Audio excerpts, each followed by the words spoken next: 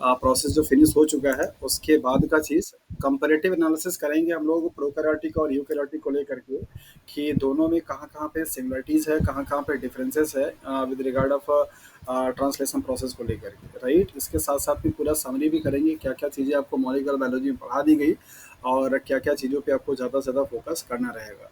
तो आपकी जो क्लासेस छूटी हैं, मेरे ख्याल से ट्रांसक्रिप्शंस के लास्ट से आप नहीं थे और ट्रांसलेशंस बीच में आपका गैप हो गया है, राइट? अच्छा, कोई बात नहीं, ट्रांसलेशन का वीडियो आपके पास रिकॉर्डेड मिल गया होगा, आप उसको देख लीजिएगा। और आज की क्लास कल की क्लास पे थोड़ी बहुत डिपेंड होगी, कल की चीज़ों का आपको थोड़ा बहुत इन्फॉर्मेशन होते रहना चाहिए। एनीवे जो लोग आज न्यू जुड़े हुए हैं उनके लिए थोड़ी सी प्रॉब्लम हो सकती है, क्योंकि आप काफ़ी सारी चीज़ें पीछे छोड़ कर के आए हैं। बट कोशिश हमारी यही रहेगी कि आपके लिए भी उतना ही ईजी हो जितना कि बाकी लोगों के लिए होगा। और अगर किसी को भी कहीं पे भी बीच में लगता है कि सर ये चीज़ हमें समझ नहीं आई है, तो आप उस बीच में ही वहाँ पे पूछ लीजिएगा, ठीक है? चलिए, सो अभी बेसिकली हम लोग क्लास को स्टार्ट कर लेते हैं। होपफुली कि आपको डिस्प्ले दिखाई दे रहा होगा स्क्रीन, और वीडियो ऑफ कर देते हैं। ओके, सो अब तक बेसिकली 12 लेक्चर हो चुके हैं मॉलिक्यूलर बायोलॉजी के, जिसमें हम लोगों ने मॉलिक्यूलर बायोलॉजी के बहुत सारे कॉन्सेप्ट के बारे में पढ़ लिया है। आज का जो 13th लेक्चर है आपका मॉलिक्यूलर बायोलॉजी का, इसमें हम लोग फोकस करेंगे आपके ट्रांसलेशंस के प्रोस्पेक्टिव्स को लेकर के, सिमिलरिटीज़ एंड डिफरेंसेस को लेकर के, कि कहाँ कहाँ पे सिमिलरिटीज़ है, कहाँ कहाँ पे डिफरेंसेस है। देन आफ्टर हम लोग मूव करेंगे पोस्ट ट्रांसलेशनल मॉडिफिकेशंस के बारे में लेकर के, जहाँ से एग्जाम में सवाल आपसे पूछे जाते हैं, एज वेल एज कंक्लूड करेंगे कुछ हम लोग और भी टॉपिक जो कि आपके जेनेटिक्स के रिगार्डिंग में होगा, जैसा कि आपके सिलेबस में दे रखा है। सो स्टार्ट करते हैं। Basically similarity between the prokaryotic and eukaryotic translations. Previous classes में हम लोग डिस्कस करके आ चुके हैं कि ट्रांसलेशंस का जो कॉन्सेप्ट है वो क्या होता है, और किस तरीके से ट्रांसलेशन की प्रोसेस अपेंड होती है, कौन कौन से मॉलिक्यूल्स इन्वॉल्व होते हैं, mRNA, tRNA, rRNA का क्या रोल होता है, किस तरीके से आपका जो ए पी और ई साइट्स होते हैं उनके क्या क्या सिग्निफिकेंस होते हैं, आरआरएनए का मतलब राइबोसोम्स का पूरा स्ट्रक्चर देख करके आ चुके हैं, एमआरएनए के सिग्निफिकेंस को देख चुके हैं, उनके अलग अलग जो कंपोनेंट्स होते हैं उन सब के बारे में आपने प्रीवियस क्लासेस में स्टडी कर लिया है। एंड आई होप कि सब लोगों के माइंड में अभी ट्रांसलेशंस को लेकर के कॉन्सेप्ट बहुत अच्छे से बने हुए होंगे, जो लोग आज जुड़े हैं उनके अलावा। सो देखेंगे कि सिमिलरिटीज़ क्या क्या हो सकती है प्रोकैरियोटिक एंड यूकैरियोटिक्स में। डिफरेंसेस के बारे में भी डिस्कस करेंगे, लेकिन पहले यहाँ पे देखेंगे सिमिलरिटीज को। So both groups means prokaryotic and eukaryotics uses mRNA template. दोनों ही कैटेगरी के organisms, that means prokaryotic and eukaryotic, जब भी ट्रांसलेशन होना होगा तो उसके लिए जो वो टेम्पलेट यूज करेंगे वो क्या होगा, दैट इज द एमआरएनए ही होगा। और एमआरएनए जैसा कि आपको मालूम है कि ये एक डीएनए से बना हुआ क्या है, कॉपीड है, और जो कि इन्फॉर्मेशन डीएनए में आपका कंटेंट था, उसी इन्फॉर्मेशन को इसमें क्या कर दिया, ये डीऑक्सी राइबो न्यूक्लियोटाइड होता है, डीऑक्सी, और ये आपका क्या होता है, दैट इज द राइबो। तो डीऑक्सी को राइबो में कन्वर्ट किया था एमआरएनए के फॉर्म में, और इस एमआरएनए के पास क्या है, दैट इज द कोडॉन है, जिसको कि आप ट्रिपलेट कोडॉन के नाम से जानते हैं। और यही ये जो तीन तीन बेस पेयर के आपके सीक्वेंसेस होते हैं उनके ग्रुप को आप ट्रिपलेट कोडॉन बोलते हैं। और ये ट्रिपलेट कोडॉन किसी हर एक के ट्रिपलेट कोडॉन किसी एक अमीनो एसिड को क्या करता है, स्पेसिफाई करता है। तो यहाँ पे ट्रांसलेशंस के लिए दोनों ही केस में आपका जो टेम्पलेट होगा वो क्या होगा, दैट इज द एमआरएनए होगा। इसी एमआरएनए के सीक्वेंसेस को क्या करेगा, ट्रांसलेट करेगा अमीनो एसिड के फॉर्म में। कल की क्लास में आपको बताया भी था कि इसको ट्रांसलेशंस क्यों बोलते हैं, बिकॉज यहाँ पे आपका जो आरएनए मॉलिक्यूल है वो एक न्यूक्लिक एसिड है, जबकि जो आपका अमीनो एसिड बनेगा दैट इज प्रोटीन, वो एक अलग मॉलिक्यूल होगा। तो एक बायोमॉलिक्यूल से दूसरे बायोमॉलिक्यूल्स में कन्वर्जन हो रहा है, दैट इज वाई आप इसको ट्रांसलेशंस के नाम से जानते हैं। So in both cases mRNA used as a template for the translation purpose. That means in both cases mRNA contain triplet codon for a particular kind of a protein. Next है in both group ribosome is the protein synthesis machinery. जैसा कि आप लोगों ने देखा है कि ribosomes की अगर हम लोग बात करें तो यहाँ पे नो डाउट डिफरेंसेस होते हैं राइबोसोम्स के स्ट्रक्चर्स को लेकर के और उनके यूनिट को लेकर के। जैसा कि आपने मालूम किया कि 70S जो होगा वो आपका कहाँ पे पाया जाएगा, दैट इज द प्रोकैरियोटिक में, और 80S होगा वो कहाँ पाया जाएगा, दैट इज द यूकैरियोटिक में। तो यहाँ पे ई लिख देते हैं, यहाँ पे पी लिख देते हैं। लेकिन प्रोटीन को सिंथेसाइज करने के लिए जो आपका जिसको कि आप राइबोसोम्स को आप बोलते भी हैं, that is the protein factory. आपने देखा कि जो स्मॉल यूनिट और लार्ज सब यूनिट जो होती है एमआरएनए को आकर क्या करती है, बाइंड करती है। पहले आपका स्मॉल यूनिट बाइंड करेगा, फिर इसके बाद क्या करेगा, लार्ज यूनिट आकर के बाइंड करता है। तो इन दोनों के हेल्प से ही आपका प्रोटीन सिंथेसिस की प्रोसेस क्या होती है, मूव ऑन होती है। तो ये काम दोनों में ही राइबोसोम करता है, मतलब कि यूकैरियोटिक में भी और प्रोकैरियोटिक में भी। तो राइबोसोम मशीन है, मशीनरी है, मीन्स प्रोटीन को बनाने के लिए बोथ केसेस में, prokaryotic as well as eukaryotic. ये बात अलग है कि प्रोकैरियोटिक में राइबोसोम का जो टाइप्स होगा वो अलग होगा और यूकैरियोट में अलग होगा, लेकिन फंक्शन दोनों का वही है। दैट मीन्स ये कि इनिशिएशंस को कराना और उस तरीके से आगे की तरफ मूव करते जाना। सो दो पॉइंट्स आप लोगों ने यहाँ पे सिमिलरिटीज में देखा।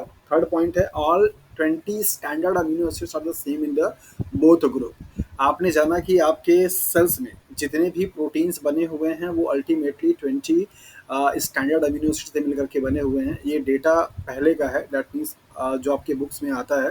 Right now 20+2 that means 22 standard amino acids हो चुके हैं जो कि आपके प्रोटीन में इनकॉर्पोरेट होते हैं, या कह सकते हैं कि उनके लिए आपका पाया जाता है सीक्वेंसेस। सो 20 स्टैंडर्ड अमीनो एसिड, जैसे कि आपने देखा है कि ग्लाइसिन है, फिर इसके बाद ल्यूसिन है, आइसोल्यूसिन है, मेथियोनिन है, ट्रिप्टोफैन है, टायरोसिन है, फाइनालिन है। ये सारे जो आपने नाम पढ़े हैं अमीनो एसिड्स का, ये आपका प्रोकैरियोटिक में भी पाया जाता है और यूकैरियोटिक में भी पाया जाता है।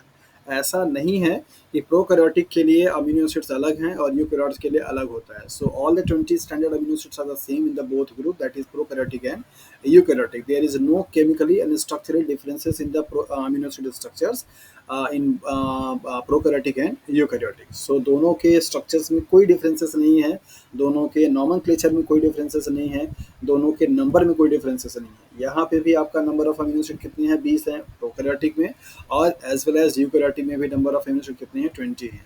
So structures, functions, chemical compositions and functions, ये सब कुछ आपका क्या है, सेम है यूकैरियोटिक एंड प्रोकैरियोटिक में। All the 61 codons are similar in the both group. आपको मालूम है कि आपके जो जेनेटिक कोडॉन का चक्कर बोर्ड होता है वहाँ पे 64 आपके कोडॉन पाए जाते हैं, जिनमें से आपके 3 क्या होते हैं, स्टॉप कोडॉन होते हैं। क्या कोई बताना चाहेगा? मैंने ट्रिक बताया था याद करने का। हाँ जी,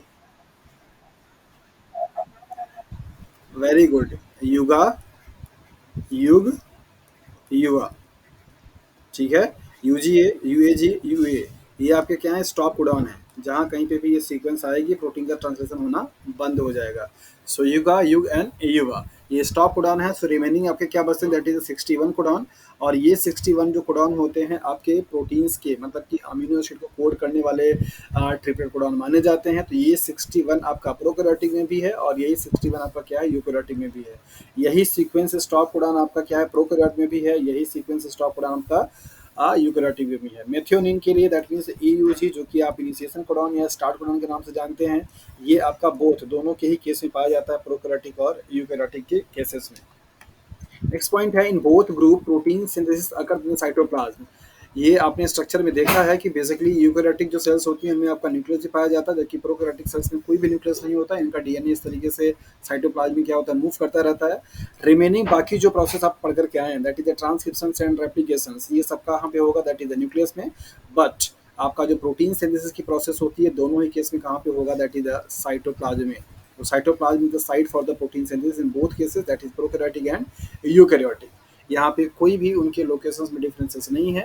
जबकि जब आप ट्रांसक्रिप्शंस या डीएनए रेप्लिकेशंस की बात करते हैं तो आपने पढ़ा है, आपको बताया भी है कि यूकैरियोटिक के केस में दोनों ही प्रोसेस कहाँ पे होगा, आपका न्यूक्लियस में होगा। जबकि प्रोकैरियोटिक में जैसा कि न्यूक्लियस होता ही नहीं है तो कहाँ पे होगा, वो साइटोप्लाज्म में होगा। लेकिन जब हम प्रोटीन सिंथेसिस की बात करते हैं तो protein synthesis takes place in the cytoplasm in both cases, that is the prokaryotic and eukaryotic. Next point है, in both group translation is completed in the 4 processes, that is initiation, elongations, translocations and termination। ये चारों जो steps होते हैं वो prokaryotic और eukaryotic दोनों में होते हैं। इनिशिएशंस का मतलब यही हुआ कि आपका एयूजी जो सीक्वेंसेस है इसको आइडेंटिफाई करना। आइडेंटिफिकेशंस करने के लिए 2 तरीके होते हैं, यूकैरियोटिक में अलग होता है, प्रोकैरियोटिक में अलग होता है। जो लोग नए जुड़े हैं वो थोड़ा सा समरी करा देते हैं। आपको मालूम अच्छे तरीके से कि जो रीडिंग फ्रेम होती है 5 प्राइम टू 3 प्राइम होती है। तो यूकैरियोटिक के केस में यहाँ पे 5 प्राइम पे क्या होता है, कैपिंग होती है। ये कैपिंग जो होती है वो लैंडमार्क का काम करती है स्मॉल राइबोसोम को क्या करने के लिए, बाइंड करने के लिए। और स्मॉल राइबोसोम में 5 प्राइम कैपिंग पे क्या करेगा, बाइंड करेगा, और इधर से जो भी आपका ए सीक्वेंस पड़ेगा उस सीक्वेंस को क्या करेगा, वो as a initiation sequence use करके ट्रांसलेशन का काम करना शुरू करेगा। जबकि अगर आप प्रोकैरियोटिक की बात करते हैं तो प्रोकैरियोटिक में 5 प्राइम कैपिंग का कॉन्सेप्ट नहीं होता है, यहाँ पे इसका कोई सिग्निफिकेंस नहीं है। यहाँ पर आपको बताया जाता है कि जो इनका स्मॉल यूनिट होती है राइबोसोम्स की, इसको क्या 30S बोलते हैं। इस 30S में आपका क्या होता है, 16S RRNA पाया जाता है। और ये 16S RRNA क्या करता है, साइल डेनगार्डनो सीक्वेंसेस को सर्च करेगा 5 प्राइम से, 5 प्राइम की तरफ से जहाँ कहीं पे भी वो साइन डेनगार्डनो सीक्वेंसेस मिल जाता है, कंप्लीमेंट्री बेस पेयरिंग होती है, वहाँ पे बाइंड कर लेता है। उसके बाद आपका क्या होगा, इनिशिएशन की प्रोसेस स्टार्ट हो जाती है। So there is a difference in the initiation of a DNA translation process in prokaryotic and eukaryotic, but दोनों के केसेस में स्टेप्स जो होंगे वो वही कहलाएंगे, that is the initiation, elongation, translocation and termination. Translocation का मतलब कोई बताना चाहेगा, कल की क्लास में बताया था, ये तीनों टर्म तो आप लोग जानते हैं, initiation, elongation and termination. What is the mean of translocation, और कब इसको बोलेंगे, कौन सी प्रोसेस को। जो लोग कल की क्लास अटेंड किए थे उनसे उम्मीद की जा सकती है।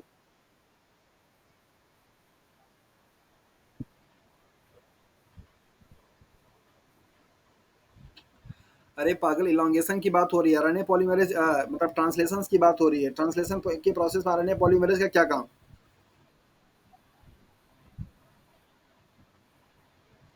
ओके, इनका कहना ये है कि जो ये एमआरएनए होता है, इस एमआरएनए पे आपका स्मॉल सब यूनिट और लार्ज सब यूनिट जो लगी हुई होती है, ये नेक्स्ट बाय नेक्स्ट मीन्स एक एक कोडॉन क्या करता है, मूव करता रहता है। आप इनको ये इनके हिसाब से ये इसको ट्रांसलोकेशन की बात ये बोल रहे हैं। और कोई बताना चाहेगा।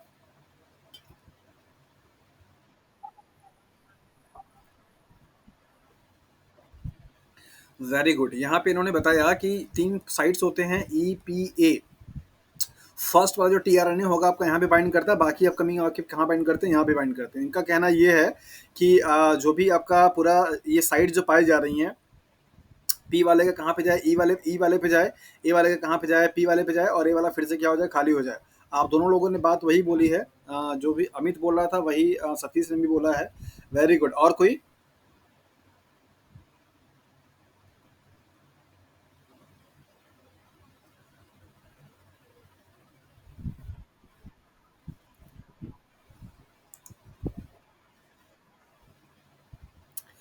ओके, सो डेफिनेटली आप दोनों लोगों के आंसर सही हैं। ट्रांसलोकेशंस का मतलब होता है मूव फॉरवर्ड करना, आगे की तरफ मूव करते रहना। और एक चीज़ इसको और भी आप समझ ले सकते हैं, ट्रांसलोकेज करने के लिए एक एंजाइम भी आता है, मतलब ट्रांसलोकेज करने के लिए, जिसको आप पेप्टाइलेट ट्रांसलोकेज के नाम से भी जानते हैं। आपने देखा था कि जो प्रीवियसली पहले वाला टीआरएनए मॉलिक्यूल अमीनो एसिड को लेकर के ऐसे लगा हुआ है, आने वाला जो टीआरएनए मॉलिक्यूल होता है, इसका एमआरएनए जो मतलब जो टीआर अमीनो एसिड होता है, वो यहाँ पे क्या करता है, अटैक करता है। और फिर इसके बाद ये क्या करेगा, यहाँ पे ज्वाइन करता है। ये भी आपका ट्रांसलोकेशन की प्रोसेस कहलाती है। और ये तीनों ही चीज एक ही चीज को बताती है। ये तब होगा जब ये आगे मूव करेगा, और ये तब होगा जब आपका इस तरीके से ऐसे होगा। तो ट्रांसलोकेशन का मतलब यही होता है कि नेक्स्ट वाली जो आने वाली टीआरएनए है, उसका अमीनो एसिड अब पुराने वाले टीआरएनए के साथ में क्या हो जाए, ऐड हो जाए। इसका मतलब यही होता है कि अब एक ट्रिपलेट कोडॉन आगे की तरफ क्या हो जाए, मूवमेंट हो जाए। इसका मतलब यही होता है कि जो पी वाली चीज़ है वो ई पे चली जाएगी, और जो ए वाला होगा वो कहाँ पे आ जाएगा, पी पे आ जाएगा, और ए वाली साइड क्या होगी, वैकेंट हो जाएगी। तो एक तरीके से सिंपली हम ये देख सकते हैं कि ट्रांसलोकेशन का मतलब ये हुआ कि जो आपका ट्रांसलेशन की प्रोसेस हो रही है उसमें अब आगे की तरफ means 5 prime to 3 prime direction में क्या करना, मूव करना। कल के क्लास में दो चीज़ बताया था, ट्रांसलेशन के पोलरिटी को लेकर के सवाल पूछा जाता है। जैसे अगर आपसे पूछा जाए कि डीएनए रेप्लिकेशंस का डायरेक्शंस क्या होता है, तो आप बताते हैं कि डीएनए पॉलीमरेज हमेशा 5 प्राइम टू 3 प्राइम पे काम करता है। और ऐसे ही अगर आपसे ट्रांसक्रिप्शन के लिए पूछा जाता है तो आप ये भी बताते हैं कि आरएनए पॉलीमरेज हमेशा 5 प्राइम टू 3 प्राइम पे काम करता है। अगर मैं आपसे पूछूं, कल क्लास में बताया भी था कि जो ट्रांसलेशन हो रहा है उसकी पोलरिटी क्या होगी, तो आप क्या बताएंगे। प्रोटीन का भी बताना है, मीन्स पेप्टाइड चेन का भी, एज वेल एज आपके राइबोसोम्स की मूवमेंट का भी, क्योंकि यहाँ पे कोई पॉलीमरेज नहीं है।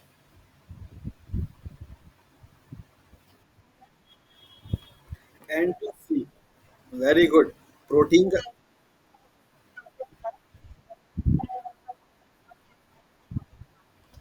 चलिए वेरी गुड, इसको आप याद रखिएगा क्योंकि ये एग्जाम में सवाल आ चुका है। सो हमेशा कोई भी प्रोटीन की सिंथेसिस होगी उसका पहला जो ये वाला जो एंड आपका कहलाएगा दैट इज एंड टर्मिनल।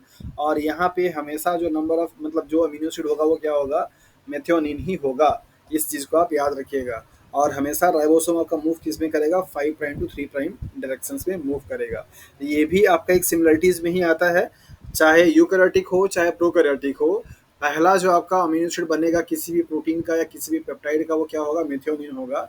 ये बात अलग है कि आपका प्रोकैरियोटिक में इसे फॉर्मलाइजेशन किया जा सकता है तो उसको आप एन फॉर्मिल बोलते हैं या फॉर्मिल मेथियोनिन बोलते हैं, जबकि यूकैरियोटिक में ऐसा फॉर्मिल ग्रुप का एडिशन से नहीं होता, उसको नॉर्मली आप मेथियोनिन के नाम से जानते हैं। लेकिन जो अमीनो एसिड्स है वो दोनों में क्या होगा, सेम होगा, दैट इज अ मेथियोनिन ही होगा। और पहला नंबर का अमीनो एसिड भी होगा। तो दोनों केसेस में वही होता है, प्रोकैरियोटिक में भी एज वेल एज यूकैरियोटिक में भी। ओके, सो ये भी आपका एक सिमिलरिटीज है, इसको भी आप अच्छे से कंसिडर कर लीजिए।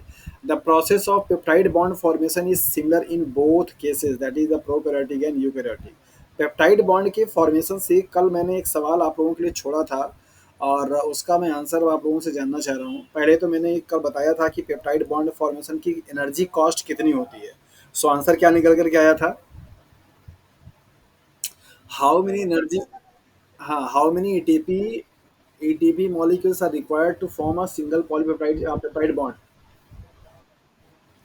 4 एटीपी। मैंने कल आप लोगों को होमवर्क दिया था कि ये एटीपी का बैलेंस शीट बना करके ले आएंगे, कौन कौन से वो रिएक्शंस हैं जहाँ पे एटीपी कंज्यूम हो रही है जब तक कि आपका पेप्टाइड बॉन्ड नहीं बन पा रहा है।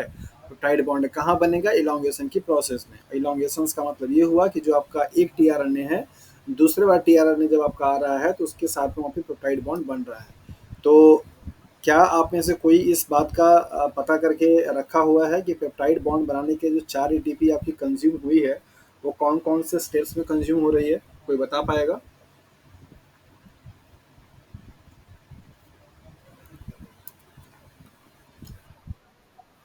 या श्योर।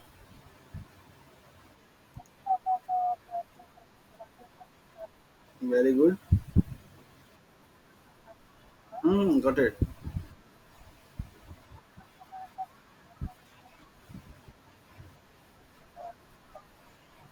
हम्म।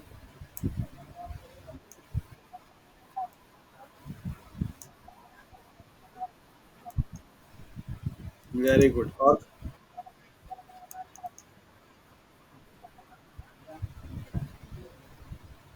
ओके, और कोई?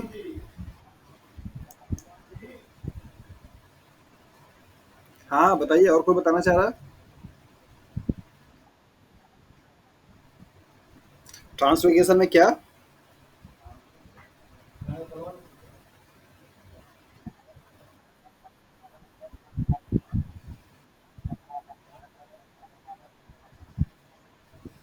चलिए वेरी गुड, एक्टिवेशंस के लिए हो गया। और इसके बाद जब इलॉन्गेशन की प्रोसेस होगी, आपने वहाँ पे देखा था इलॉन्गेशन जब फैक्टर आता है टी यू एंड जिसको आप इलॉन्गेशन टी यू के नाम से जानते हैं, तो वहाँ पे भी आपका टीपी खर्च होती है। और आपने एक्टिवेशन के प्रोसेस में भी देखा था और इनिशिएशन के प्रोसेस में देखा था। तो ये प्रोसेस जो आपको कल की क्लास में बताया था उसी को बोला था कि आप किसी कॉपी पे लिख करके आप रखेंगे और आपको स्टेप्स बताने के लिए, बट आप लोगों ने नहीं किया। आप उसको बना के रखिए क्योंकि वो आपके एग्जाम्स में आता है कि कौन कौन सा स्टेप्स में आपकी एटीपी जो है वो कंज्यूम होती है to form a peptide bond. और आपको अच्छे तरीके से मालूम है कि पेप्टाइड बॉन्ड का फॉर्मेशन इलॉन्गेशन के टाइम पे ही हो जाता है। जैसे ही इनिशिएशन आपका स्टार्ट होगा, नेक्स्ट वाला जब मूव करेगा तभी आपका पेप्टाइड बॉन्ड बन जाता है। तो आपको एंड पॉइंट तक जाने की जरूरत नहीं है, आप सिर्फ इलॉन्गेशन तक की प्रोसेस को भी अगर आप देखेंगे तो आप आसानी से बता पाएंगे कि आपका जो ट्रांसलेशन की प्रोसेस में लगने वाला एटीपी मॉलिक्यूल कहाँ कहाँ पे खर्च हो रहा है। 4 एटीपी आपका आंसर है कि एक पेप्टाइड बॉन्ड बनाने के लिए 4 एटीपी मॉलिक्यूल्स कंज्यूम होते हैं। और होपफुली कि किसी को ये डाउट नहीं होगा कि पेप्टाइड बॉन्ड क्या है और पेप्टाइड बॉन्ड किसके किसके बीच में बनता है। कल की क्लास में आप लोगों को बताया भी था और उम्मीद मैं करता हूँ कि सबको आइडिया होगा। अगर किसी को कुछ डाउट है पेप्टाइड बॉन्ड को लेकर के तो वो जल्दी से बता दे ताकि मैं आगे मूव करूँ।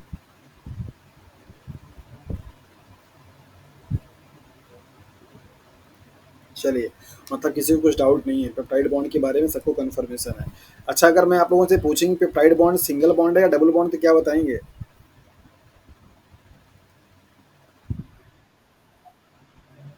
Partial double bond, very good. और कोई?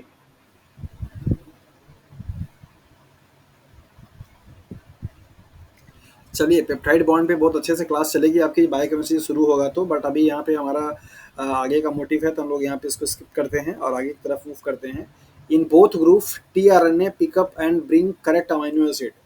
दोनों ही केसेस में prokaryotic as well as eukaryotic में टीआरएनए का रोल यही होता है कि उसके पास एंटी कोडॉन होते हैं, और वो एंटी कोडॉन बेसिकली किसी एक पर्टिकुलर अमीनो एसिड क्या करता है, कैरी करता है।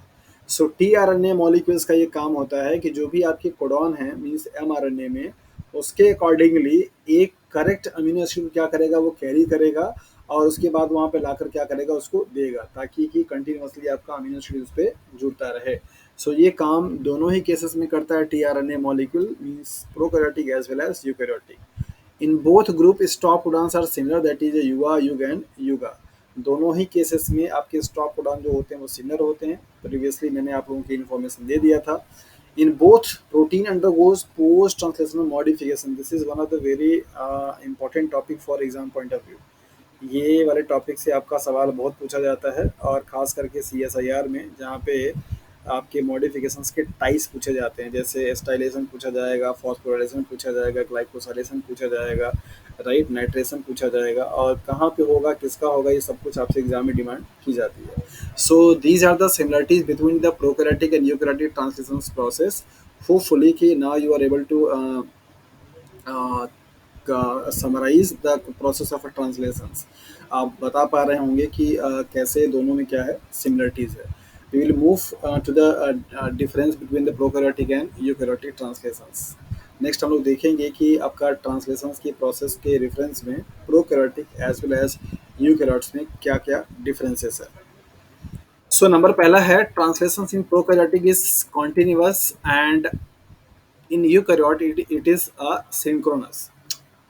राइट, मीन्स आपको यहाँ पे बताया जा रहा है कि जो प्रोकैरियोटिक होती है उसमें कॉन्टिन्यूअस एंड सिंक्रोनस का मतलब क्या हुआ, कि जैसा कि आपको मालूम है कि यहाँ पे कोई चैम्बर का डिवाइडेशन नहीं होता, यही आपका क्या है, जीनोम है।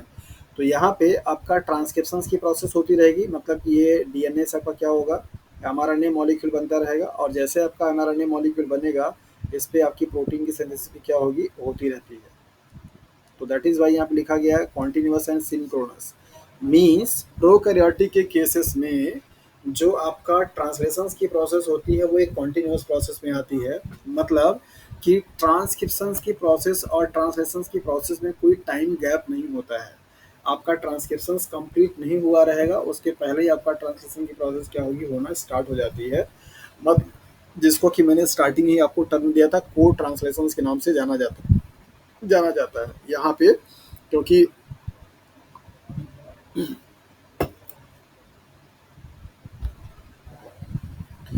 यहाँ पे ऐसा कोई कंपार्टमेंट नहीं है और ऐसा कोई प्रोसेसिंग होने की जरूरत नहीं होती है। दैट इज वाई ये कॉन्टिन्यूसली चलता है। सिंक्रोनस का मतलब होता है साथ में कंपाइल होकर के, सो कॉन्टिन्यूस एंड सिंक्रोनस होता है। जबकि यूकैरियोट्स में आपने देखा है कि पहले ट्रांसक्रिप्शन की प्रोसेस होगी, और उस बने हुए एचएनआरएनए को, जिसको कि आप हेटेरोन्यूक्लियर बोलते हैं, उस आरएनए का आरएनए प्रोसेसिंग किया जाता है। उसमें कई सारी चीज़ें आपको ऐड की जाती हैं, कुछ चीज़ें आपको निकाली जाती हैं एमआरएनए मॉलिक्यूल से, तब जाकर के आपका मेच्योर एमआरएनए बनता है, और वो मेच्योर एमआरएनए न्यूक्लियस से ट्रांसपोर्ट होगा कहाँ पे, दैट इज द साइटोप्लाज्म में। ये आपका सेल है, ये आपके न्यूक्लियस है, यहाँ पे आपका क्या है, डीएनए है। तो पहले यहाँ से क्या बनेगा, आपका एमआरएनए बनेगा। इस एमआरएनए को आप क्या बोलते हैं, एचएनआरएनए, हेटेरोन्यूक्लियर आरएनए। यहाँ पे फिर क्या होगी, आपकी प्रोसेसिंग होगी। प्रोसेसिंग होने के बाद तब आपका क्या बनेगा, मेच्योर एमआरएनए, और तब जाकर के आपका कहाँ पे आएगा, इस साइटोप्लाज्म में। इसको आप बोलेंगे that is the mRNA, means mature mRNA. तो अब इसका क्या होगा, आपका ट्रांसलेशंस होगा। सो यूकैरियोटिक के केसेस में ट्रांसलेशंस और ट्रांसक्रिप्शंस के बीच में टाइम गैप होता है और वहाँ पे स्टेप्स होते हैं, जबकि प्रोकैरियोटिक के केस में ऐसा नहीं होता है। There is no time gap and there is no process RNA processing required, because prokaryotic genome does not contain intron like non coding sequences, right. जबकि यूकैरियोटिक केसेस में क्या है, ऐसा होता है। सो ये पहला पॉइंट आपको यहाँ पे बताया गया, और यहाँ पे बताया जा रहा है कि the eukaryotic translation process is neither simultaneously nor asynchronous, it has a discontinuous nature to it. आपको बताया जा रहा है कि यूकेरियोटिक के केस में ना तो ये साइमल्टेनियसली होता है, मीन्स साथ साथ होता है, और ना ही यह एसिंक्रोनस होता है। ये कैसा होता है, डिसकंटिन्यूअस, मतलब कि ट्रांसक्रिप्शन पहले पहले रेप्लिकेशन हो जाएगा, उसके बाद आपका ट्रांसक्रिप्शन होगा, फिर उसके बाद फिर तरह का क्या होगा, ट्रांसलेशन होगा। तो वहाँ पे बैक्टीरिया जैसा कॉन्टिन्यूअस या सिंक्रोनस वे में नहीं होता है। So this is the first difference between the prokaryotic and eukaryotic translations. Now come to the next. It is found on the 50s and 30s segment of a 70s ribosome. Prokaryotic के case में obviously 70s type का ribosomes होता है, तो इनमें आपका जो small unit होगा वो क्या होगा, 30s होगा, लार्ज जो होगा वो 50s होगा। इन दोनों को मिलाकर के आपका ट्रांसलेशन की प्रोसेस परफॉर्म की जाती है। जबकि यूकेरियोटिक केस में क्या होगा, ये 80s टाइप का होगा, और इस ये बना हुआ कैसे, दैट इज 60 एंड 40s से। तो यहाँ पे ये क्या होगा, आपका स्मॉल का काम करेगा, और ये क्या होगा, that is the large unit का काम करेगा। तो ये दोनों में आपका डिफरेंसेस है, ये अलग अलग आपके राइबोसोम्स के क्या है, मायोटीज मीन्स कंपोनेंट है। Initiation factor are IF1, IF2, IF3 in prokaryotic. आपने देखा था ट्रांसलेशन की प्रोसेस में कि 3 इनिशिएशन फैक्टर आपके पाए जाते हैं, और इन दोनों का फंक्शन भी आपको बता दिया था कि क्या क्या करता है। क्या कोई रिकॉल कराना चाहेगा कि ये इनिशिएशन फैक्टर क्या काम करते हैं?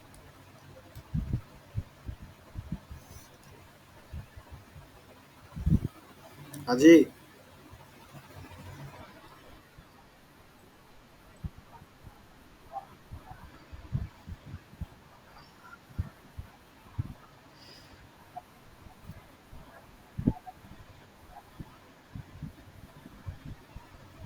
पिछला लेक्चर देखिए, वो बहुत इंपॉर्टेंट है, और कल के लेक्चर में बहुत सारा कॉन्सेप्ट आपको नया नया भी मिला था, राइट? तो उसको आप ऐसे इग्नोर मत कीजिए।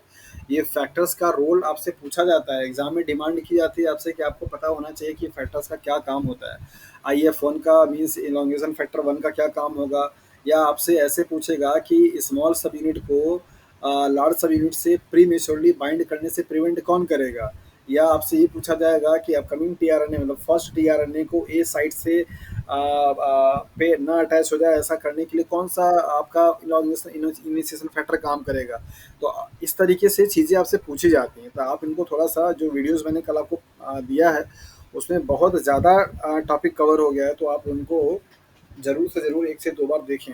ओके, इनिशिएशन फैक्टर आपके यूकेरियोटिक के केसेस में अलग होंगे, प्रोकैरियोटिक में यहाँ पे 3 आपको दिखाए गए। यूकेरियोटिक के केस में उनको जो नोमेनक्लेचर है वो कुछ इस तरीके से ई लगा हुआ है, दैट मीन्स ये यूकेरियोटिक है, आपको याद करने का तरीका रहेगा। I for that is the initiation, F for factor. So eukaryotic initiation factor 1, eukaryotic initiation factor 2, 3, 4, 4A, 4B, 4C, 4D, 5 and 6, these are the initiation factor in the case of a eukaryotic, while in the case of a prokaryotic there are only 3 type of a initiation factor, that is initiation factor 1, 2 and 3. And all these 3 factors and all these factors play important and different role in the process of initiation. And आप सभी लोगों को ये recommend किया जाता है कि आप इनके फंक्शंस को लिख करके टेबल बनाएं कि किसका क्या क्या फंक्शन है। आपको टेबल या कॉलम ए और बी करके फंक्शंस और फैक्टर दे करके मैच कराने के लिए एग्जाम में सवाल दिया जाता है। ओके, सो यहाँ पर आपने देखा कि बेसिकली जो प्रोकैरियोटिक और यूकेरियोटिक का ट्रांसलेशन है उनमें मेजॉरिटी में डिफरेंसेस कहाँ होते हैं, और जो प्रोसेस आपका सिमिलर है वो भी आपने देख लिया। तो होपफुली कि अभी आपको ये बात समझ में आ गई होगी कि प्रोकैरियोटिक और यूकेरियोटिक के ट्रांसलेशंस के प्रोसेस में डिफरेंसेस और सिमिलरिटीज़ कहाँ कहाँ पे हो रही है। नेक्स्ट हम लोग मूव करेंगे ट्रांसलेशंस की प्रोसेस के बाद की होने वाले प्रोसेस को, जिसको कि आप पोस्ट हेलो।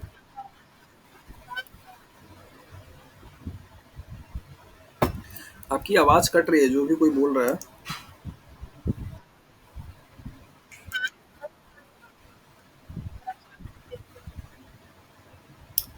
अनामिका, आपकी वॉइस बहुत मतलब ऐसे फटी हुई आ रही, मतलब मैं समझ नहीं पा रहा हूँ कि आप क्या बोल रही हैं।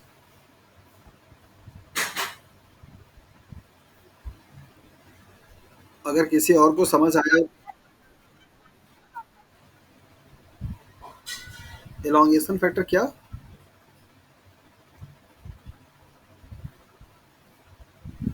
अच्छा, अगर किसी आप में से जो लोग हैं, अगर किसी को समझ आ रहा हो कि अनामिका क्या पूछ रही हैं, तो कोई प्लीज बता दे इधर।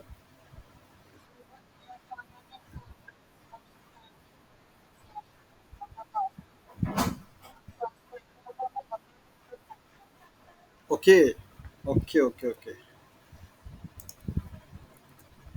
यहाँ पे मैंने आपको ये बताया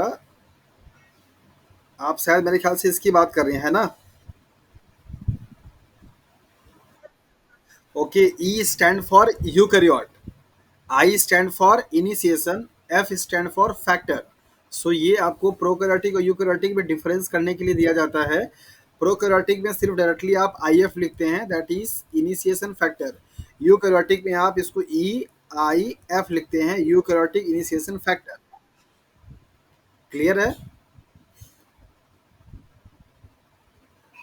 हेलो?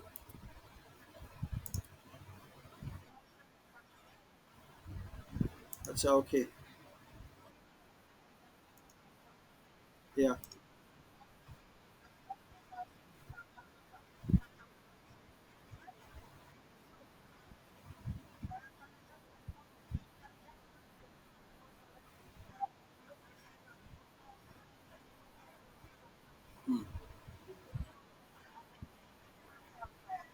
वन जो होता है ए साइड पे जाके बाइंड कर जाता है, जिससे कि आपका जो टी आर एन ए आता है वो पी पे बाइंड करेगा, ना कि ए पे। और कल का जो लेक्चर हुआ है ना, उसमें फिगर भी है और उसमें मैंने आपको बताया भी है। आप उनको सुन लीजिए, आपको अच्छे से क्लियर हो जाएगा। ये साइड पर आकर बाइंड करेगा। आपको मैंने बताया था कि फर्स्ट वाला जो T R N A molecule होता है, ये ई पी और ए, इसमें से क्या करेगा, पी पर आकर बाइंड करता है। तो ऐसा होने के लिए ए वाला जो साइट होती है, उस पर आपका इनिशिएशन फैक्टर जो आता है फर्स्ट आकर के ऐसे इस तरीके से बाइंड किया रहेगा, ताकि ये चीज़ ना होने पाए। तो इसको आप देख लीजिएगा। चलिए, सो नाउ मूव करेंगे हम लोग पोस्ट ट्रांसलेशनल मॉडिफिकेशंस को लेकर के। सबसे फर्स्ट ऑफ ऑल, ये जो टर्म है इसका मीन क्या होता है, पहले आप इसको समझ लीजिए, इसकी ज़रूरत ही क्यों है आप ये भी जान लीजिए। क्या क्या इंपॉर्टेंस है या सिग्निफिकेंस है इस प्रोसेस का, जिसको लेकर के इतना एग्जाम में क्वेश्चंस पूछे जाते हैं पोस्ट ट्रांसलेशनल मॉडिफिकेशंस को। नाम से समझ में आ रहा होगा कि ट्रांसलेशंस की प्रोसेस के हो जाने के बाद प्रोटीन मॉलिक्यूल्स में जो भी मॉडिफिकेशंस हो रहा होगा, collectively known as post translational modifications. Why there is a need of a modification in the protein molecules after the synthesis of proteins by the process of translations? So there is a certain kind of a modifications in the protein molecules, just because of to perform and to diversify their function. Normally जब भी आपको कोई protein की synthesis होती है, सो वो आपका peptide के फॉर्म में होता है। तो इस पेप्टाइड का आपका क्या होना चाहिए, फोल्डिंग होनी चाहिए, उसका प्रॉपर एक ओरिएंटेशन होना चाहिए, प्रॉपर उसमें कोई फंक्शनल ग्रुप का लगा हुआ होना चाहिए, प्रॉपर तरीके कोई प्रोटीन का आपका जैसे कोई एंजाइम जैसा काम करेगा, तो उसमें क्या आपका उसमें प्रॉपर इस तरीके से फोल्डिंग हो कि जो आपके एक्टिव साइट्स होते हैं एंजाइम के, उस एक्टिव साइट पे आपके फंक्शनल ग्रुप वाले आ सकें।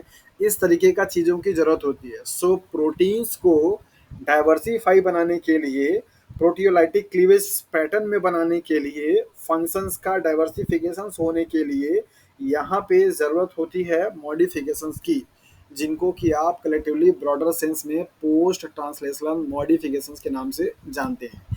ये पिक्चर आपको उन सारे प्रोसेस की समरी बताएगा जो कि पोस्ट ट्रांसलेशनल मॉडिफिकेशंस के बाद किए जाते हैं या जो कि उस कैटेगरी में आते हैं। हम लोग उसको डिटेल में वन बाय वन पढ़ेंगे आगे के स्लाइड्स में। पहले आप यहाँ पे देख लीजिए, फिगर में आपको दिखाया जा रहा है कि आरएनए मॉलिक्यूल है, ये राइबोसोम्स है, और इससे आपका क्या बना, प्रोटीन बना। This is called ribbon like structure.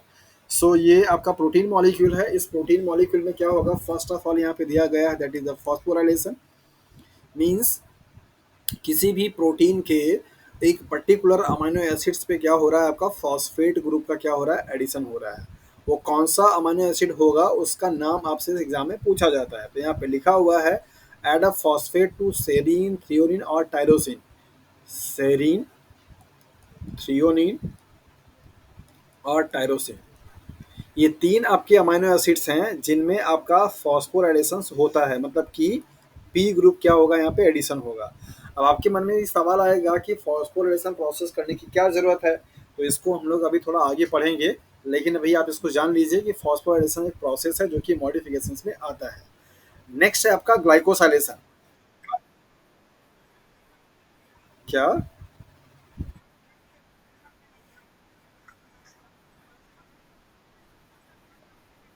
या इधर ऑफ द वन, मतलब अगर मान लीजिए ये पेप्टाइड है और इस पेप्टाइड में जहाँ कहीं भी आपका सेरीन पाया जाएगा, या आपका थ्रियोनिन पाया जाएगा, या आपका टाइरोसिन पाया जाएगा, तो वहाँ पर आकर के फॉस्फेट ग्रुप क्या होगा, आपका ऐड हो जाएगा। अगर तीनों प्रेजेंट हैं तो तीनों में ऐड हो जाएगा, और अगर कोई इनमें से एक भी कोई प्रेजेंट होगा तो वहाँ पे फॉस्फोराइलेशन होगा। मतलब फॉस्फेट ग्रुप का एडिशन जब भी कभी होगा तो इन्हीं 3 अमीनो एसिड पे होगा। Suppose if a peptide does not contain these 3 type of amino acids, so there will be no kind of a phosphorylation। अगर कोई पेप्टाइड चेन जो कि बनी हुई है और वहाँ पे सेरीन, थ्रियोनिन एंड टायरोसिन में से कोई भी आपका अमीनो एसिड नहीं है, तो वहाँ पे फॉस्फोरिलेशन की प्रोसेस परफॉर्म नहीं होगी। फॉस्फोरिलेशन बेसिकली बायोलॉजिकल सिस्टम में ये एक एक्टिवेशन का प्रोसेस है। कई सारे एग्जाम्पल आप लोगों ने पढ़े हैं, ग्लाइकोलिसिस से लेकर के सेल साइकिल में लेकर के या फिर सेल सिग्नलिंग में लेकर के, आपने जहाँ जहाँ कहीं पे भी देखा है कि एटीपी मॉलिक्यूल लगता है, खर्च होगा तो वहाँ पे अगला वाला प्रोडक्ट क्या होगा, आपका एक्टिव हो जाता है। जैसे आपने अगर सिंपल एग्जांपल देखें तो ग्लूकोज से देखिए, तो ग्लूकोज से क्या होगा, ग्लूकोज 6 फॉस्फेट बनता है, राइट। तो यहाँ पे एटीपी मॉलिक्यूल्स क्या होती है, खर्च हो जाती है। तो ये एटीपी क्या किया, फॉस्फेट को डोनेट किया, ये एक प्रोसेस है फॉस्फोराइलेशन हो जाने का। Addition of a phosphate to a substrate molecule is known as the phosphorylation. किसी भी सबस्ट्रेट मॉलिक्यूल से आपका एक फॉस्फेट ग्रुप का जुड़ जाना और उसको एक्टिव कर देने की प्रोसेस को फॉस्फोराइलेशन के नाम से जानते हैं। नेक्स्ट है आपका glycosylation, addition of a glucose moieties. यहाँ पे आपका क्या था, फॉस्फेट था, यहाँ पर आपका आएगा ग्लूकोज। ग्लूकोज का मतलब है कार्बोहाइड्रेट का मायोटीज। कोई भी कार्बोहाइड्रेट का मायोटीज अगर किसी भी प्रोटीन मॉलिक्यूल से जाकर के अटैच हो जाता है तो उसको आप ग्लाइकोसाइलेशन के नाम से जानते हैं। तो यहाँ पे आपको दिया हुआ है, attach sugar usually to N N और O in amino acid side chain. ये ग्लाइकोसाइलेशन अभी आपको आगे पढ़ाएंगे, दो कैटेगरी में डिवाइड किया जाता है, N linked glycosylation, O linked glycosylation. क्या इसका मतलब होगा आगे देखेंगे। तो ग्लाइकोसाइलेशन एक ऐसा कॉन्सेप्ट है या मॉडिफिकेशन है जिसमें प्रोटीन में ग्लूकोज मॉलिक्यूल्स के या कार्बोहाइड्रेट के मायोटीज को क्या किया जाता है, ऐड किया जाता है। ऐसा क्यों करते हैं, मीन्स उनके सॉल्युबिलिटी को बढ़ाने के लिए, उनके स्टेबिलिटी को बढ़ाने के लिए। नेक्स्ट है आपका यूबिक्विटिनेशन। यूबिक्विटिनेशन एक ऐसी प्रोसेस होती है जहाँ पे यूबिक्विटीन मतलब ऐड किया जाता है। ये एक ऐसी प्रोटीन होती है जो कि क्लीवेज करने में क्या करती है, हेल्प करती है। यूबिक्विटीन एक प्रोटीन है और यहाँ पे लिख रखा है कि add ubiquitin to the lysine residue of a target protein और फॉर डिग्रेडेशन। किसी भी प्रोटीन को अगर डिग्रेड करना है, नष्ट करना है, तो सेल में यूबिक्विटिनेशन का प्रोसेस चलता है। आपने पढ़ा होगा कि सेल साइकिल में जो भी आपके सेल साइकिल के आपके जो सीडीके और साइक्लिन प्रोटीन्स होती हैं, उनका जब स्टेप खत्म हो जाता है, जब वो अपने फेस को क्रॉस कर जाते हैं, तो वहाँ पे यूबिक्विटिनेशन की प्रोसेस होती है, जिसके थ्रू आपके जो साइक्लिन प्रोटीन्स होते हैं या सीडीके मॉलिक्यूल्स होते हैं, उनको क्या किया जाता है, डिग्रेड किया जाता है। तो यूबिक्विटिनेशन एक आपका डिग्रेडेशन का प्रोसेस है जिसमें कि लाइसिन रेसिड्यूज जो होगा आपका प्रोटीन का, उस पर क्या किया जाएगा, यूबिक्विटीन को ऐड किया जाता है और ये क्या करता है, क्लीवेज करता है। मान लीजिए कि अगर आपका ये कोई पेप्टाइड है और इस पेप्टाइड पे कहीं पे भी आपका लाइसिन हो, के फॉर लाइसिन, या इसको 3 लिख देते हैं, LYS, लाइसिन। यहाँ पर आकर क्या करेगा, यूबिक्विटीन आकर के बाइंड करेगा और इस प्रोटीन को डिग्रेड करने में क्या करता है, हेल्प करता है। ओके, ये बहुत सारे हैं लेकिन इनमें से इंपॉर्टेंट आपका ये फॉस्फोराइलेशन है, ग्लाइकोसाइलेशन है, फिर इसके बाद एसिटाइलेशन है। एसिटाइलेशन का मतलब होता है कि एसिटाइल ग्रुप को ऐड कर देना, किससे, एन टर्मिनल से। किसी भी प्रोटीन के लाइसिन रेसिड्यूज पे कि एन टर्मिनल से एसिटाइल ग्रुप को क्या किया जाए, ऐड कर देना। तो ऐसे प्रोसेस को आप एसिटाइलेशन के नाम से जानते हैं। Another one is that is the methylation. Methylation का मतलब हुआ कि CH3 ग्रुप का क्या कर दिया जाए, एडिशन कर दिया जाए। तो यहाँ पे लिखा हुआ है, add a methyl group in CH3 group usually at lysine और आर्जिनिन रेसिड्यूज। लाइसिन और आर्जिनिन मीन्स ARG और LYS, इन दोनों पे आपका क्या किया जाए, CH3 ग्रुप को क्या किया जाए, ऐड कर दिया जाए। ऐसे प्रोसेस को आप मेथाइलेशन के नाम से जानते हैं। लिपिडेशन का मतलब होता है लिपिड के मायोटीज का ऐड हो जाना। किसी भी प्रोटीन के चेन से कोई एक फैटी एसिड का मॉलिक्यूल क्या हो जाए, ऐड हो जाए, तो उसको आप लिपिडेशन के नाम से जानते हैं। So these are the post translational modification processes, जिनमें से आपको इम्पोर्टेंटली क्या पढ़ना है, फॉस्फोराइलेशन, ग्लाइकोसाइलेशन और मेथाइलेशन। ये सबसे ज़्यादा इंपॉर्टेंट होता है। तो हम लोग यहाँ पे वन बाय वन क्या करेंगे, इनको थोड़ा देख लेंगे कि इनका क्या सिग्निफिकेंस है। सो अगली जो स्लाइड है आपको उसी लिए है, that is the post translational modification के लिए कि कौन कौन से प्रोसेस हैं। और किस क्या-क्या चीज़ें आती हैं इसके अंदर। कभी-कभी तो आपसे यही पूछा जाता है कि पोस्ट ट्रांसलेशनल मॉडिफिकेशंस में कौन-कौन सी प्रोसेस आती है? तो यहाँ पे आप याद रखिएगा ग्लाइकोसाइलेशन, प्रोटीन की फोल्डिंग, डाइसल्फाइड बॉन्ड का फॉर्मेशन और glycosylation O linked and N linked. आपने जाना है, अगर मैं आपको ये सेल बना करके यहाँ पे ऐसे पिक्चोरियल फॉर्म में रिप्रेजेंट करूँ, तो आपको शायद मेरे ख्याल से पूरा सेल के सारे ऑर्गेन्स का फंक्शन मालूम होगा। अगर आपका मान लीजिए ये न्यूक्लियस है और इससे जुड़ा हुआ आपका एंडोप्लाज्मिक रेटिकुलम है, लाइक दैट, इस तरीके से। और यहाँ पे आपका क्या है, that is the Golgi body है, इस तरीके से, राइट। सीस एंड ट्रांस का क्या कॉन्सेप्ट होगा यहाँ पे देख लीजिएगा। तो जो आपका ट्रांसलेशन होकर के प्रोटीन आपकी कोई बनी है, तो ये प्रोटीन फर्स्ट ऑफ ऑल कहाँ पे जाएगी, एंडोप्लाज्मिक रेटिकुलम। ये आपका क्या है, ईआर है। इसी ईआर से लगा हुआ होता है आपका क्या, that is the Golgi body. तो पहले यहाँ पे जाएगी, कुछ मॉडिफिकेशन आपका यहाँ पे होगा, फिर यहाँ से निकल कर कहाँ पर आएगी, दैट इज यहाँ पर आएगी। यहाँ पे मॉडिफिकेशन होगा, अब यहाँ से निकल करके क्या होगा, ऐसे वैक्यूल्स के फॉर्म में, मीन्स वेसाइकल के फॉर्म में क्या होगी, आएगी। हो सकता है कि ये प्रोटीन इसी साइटोप्लाज्म में रहना हो सकता है कि प्रोटीन को यहाँ न्यूक्लियस में जाना हो सकता है कि प्रोटीन को एंडोप्लाज्मिक रेटिकुलम में जाना हो, या माइटोकॉन्ड्रिया में जाना हो, गोल्गी बॉडी में जाना हो, या इसको बाहर जाना हो। ये पॉसिबिलिटी इनकी बनती है। ये काम कौन करेगा, that is the Golgi body करेगा। तो प्रोटीन का जो पूरा सफ़र है वो कहाँ से कहाँ तक, मतलब कि साइटोप्लाज्म में बनेगा, इसके बाद फर्स्टली कहाँ जाएगा, एंडोप्लाज्मिक रेटिकुलम में, वहाँ पे मॉडिफिकेशंस होंगे, कुछ चेंजेज होगा। इसके बाद फिर आपका प्रोटीन वो ट्रांसपोर्ट करके कहाँ पर आएगा, by the process of fusion. Fusion होता रहता है यहाँ पे इंटरसाइकल्स का, आएगा आपका गोल्जी बॉडी में। गोल्जी बॉडी में फिर से कोई मॉडिफिकेशन होंगे, फाइनल टच दिया जाएगा, तब जाकर के वो क्या होगी, प्रोटीन ट्रांसपोर्ट होगी आगे कहीं पे जाने के लिए, राइट। तो इसको आप अच्छे से समझ लीजिएगा कि क्या इसका कॉन्सेप्ट है। सो यहाँ पर आपको दिया हुआ है ग्लाइकोसाइलेशंस को लेकर के। तो ग्लाइकोसाइलेशंस का पहले मतलब क्या है आपने यहाँ पे समझ लीजिए। ग्लाइकोसाइलेशंस का मीन होता है that is the addition of a carbohydrate moieties to the protein. किसी भी प्रोटीन से, मान लीजिए कि आपका ये प्रोटीन है, इसमें क्या कर दिया जाए, कार्बोहाइड्रेट मॉलिक्यूल्स को ऐड कर दिया जाए। तो इस टाइप के एडिशंस को आप ग्लाइकोसाइलेशंस के नाम से जानते हैं। क्या सिग्निफिकेंस होगा अगर आपका ऐसा हो जाएगा, तो पहली चीज़ तो ये कि ग्लाइकोसाइलेशंस अगर होता है तो वो स्टेबिलिटी प्रोवाइड करता है, एक्टिविटी को इन्हांस करता है, सॉलिबिलिटी को प्रोवाइड करता है, और प्रोटीन के फोल्डिंग में भी क्या करता है, सिग्निफिकेंट रोल प्ले करता है ये ग्लाइकोसाइलेशंस की प्रोसेस को। ग्लाइकोसाइलेशंस बेसिकली आपका शुगर मायोटीज का एडिशंस होता है प्रोटीन के एक पर्टिकुलर अमीनो एसिड से। और वो पर्टिकुलर आपका अमीनो एसिड्स क्या क्या है, दैट इज एस्पराजीन है, सेरीन है और थ्रियोनिन है। इस बात को बहुत अच्छे से याद रखिएगा। ASN दैट इज एस्पराजीन, इसके बाद आपका है सेरीन SER, और इसके बाद आपका थ्रियोनिन THRE। ये जो एस्पराजीन है, इससे जो आपका ग्लूकोज का मॉलिक्यूल अगर जुड़ेगा तो आप इसको बोलते हैं दैट इज एन लिंक्ड, और अगर इन दोनों से जुड़ेगा तो आप उसको बोलते हैं that is the O linked. ये ओ लिंक्ड और एन लिंक्ड का क्या कॉन्सेप्ट है, पहले आप यहाँ पे समझ लीजिए।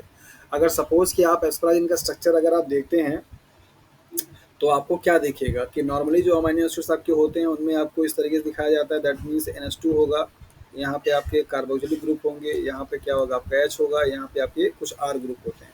तो इसके R ग्रुप के फॉर्म में यहाँ पे आपका क्या होगा, CH2 होगा, फिर इसके बाद इस तरीके से आपका NH2 ग्रुप होता है, मान लीजिए। इसको आप बोलते हैं अमाइड। सो ये जो अमाइड वाला आपका नाइट्रोजन होता है, इसी नाइट्रोजन से आकर के आपका शुगर का मायोटीज क्या होता है, आपका ऐड हो जाता है। तो एन लिंक का मतलब ये हुआ that is attachment of sugar moieties या ओलिगोसेकेराइड या sugar molecule to the amide nitrogen of asparagine. ये अमाइड के नाइट्रोजन से एस्पराजीन के मॉलिक्यूल के अमाइड के नाइट्रोजन से ऐड हो जाने की प्रोसेस को आप बोलते हैं O linked, sorry, N linked glycosylation. So glycosylations का मतलब हुआ ग्लूकोज का, मीन्स कार्बोहाइड्रेट के मायोटीज का ऐड होना। एन लिंक्ड का मतलब ये हुआ कि आपका एस्पराजीन का जो स्ट्रक्चर है उसमें जो नाइट्रोजन है, जिसको क्या पेमाइड बोलते हैं, उस नाइट्रोजन से शुगर के मायोटीज के ऐड होने की प्रोसेस को आप एन लिंक्ड बोलते हैं, ग्लाइकोसाइलेशन। ऐसे ही सिमिलरली अगर आप ओ लिंक की बात करते हैं, तो ओ लिंक के लिए आपको स्ट्रक्चर है दैट इज द सेरिन का और थ्रियोनिन का। तो सेरीन और थ्रियोनिन के पास क्या होता है, हाइड्रॉक्सिल ग्रुप होते हैं इस तरीके से। सो इस हाइड्रॉक्सिल ग्रुप के ऑक्सीजन से, इससे हाइड्रॉक्सिल के ऑक्सीजन से, ऑक्सीजन एटम से अगर जब आपका कोई शुगर का मायोटीज क्या होगा, ऐड हो जाएगा, तो आप उसको बोलते हैं ओ लिंक्ड ग्लाइकोसाइलेशन। राइट, तो पहले आपको ये चीज़ क्लियर हो जानी चाहिए कि ग्लाइकोसाइलेशन क्या है, ओ लिंक्ड और एन लिंक्ड का मतलब क्या है। अगर ये दोनों चीज़ें क्लियर हो गई हों, तो आपको ये फिगर लगाने का सिग्निफिकेंस बताना चाहेंगे कि क्यों हमने यहाँ पे लगाया हुआ है। तो पहले आप देख लीजिए कि ग्लाइकोसाइलेशन एन लिंक्ड और ओ लिंक्ड क्लियर है कि नहीं है।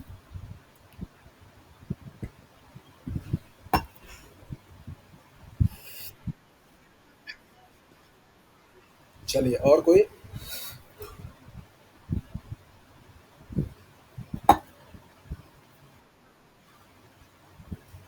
क्लियर है? चलिए, मैंने आपको बताया कि एन लिंक का मतलब है कि जो आपका अमाइड ग्रुप है, मतलब NH2 है, इसके नाइट्रोजन से जब आपका शुगर जुड़ जाएगा तो उसको आप बोलेंगे एन लिंक्ड। यहाँ पर आपका जो सेरीन है या आपके थ्रियोनिन है, ये एक ऐसे अमाइनो एसिड्स होते हैं जो कि ये ग्रुप कंटेन करते हैं, और इसके ऑक्सीजन से जब आपका क्या हो, यहाँ पे शुगर ग्रुप ऐड हो जाए, तो उसको आप बोलते हैं ओ लिंक्ड ग्लाइकोसाइलेशन। अभी क्लियर है रानो?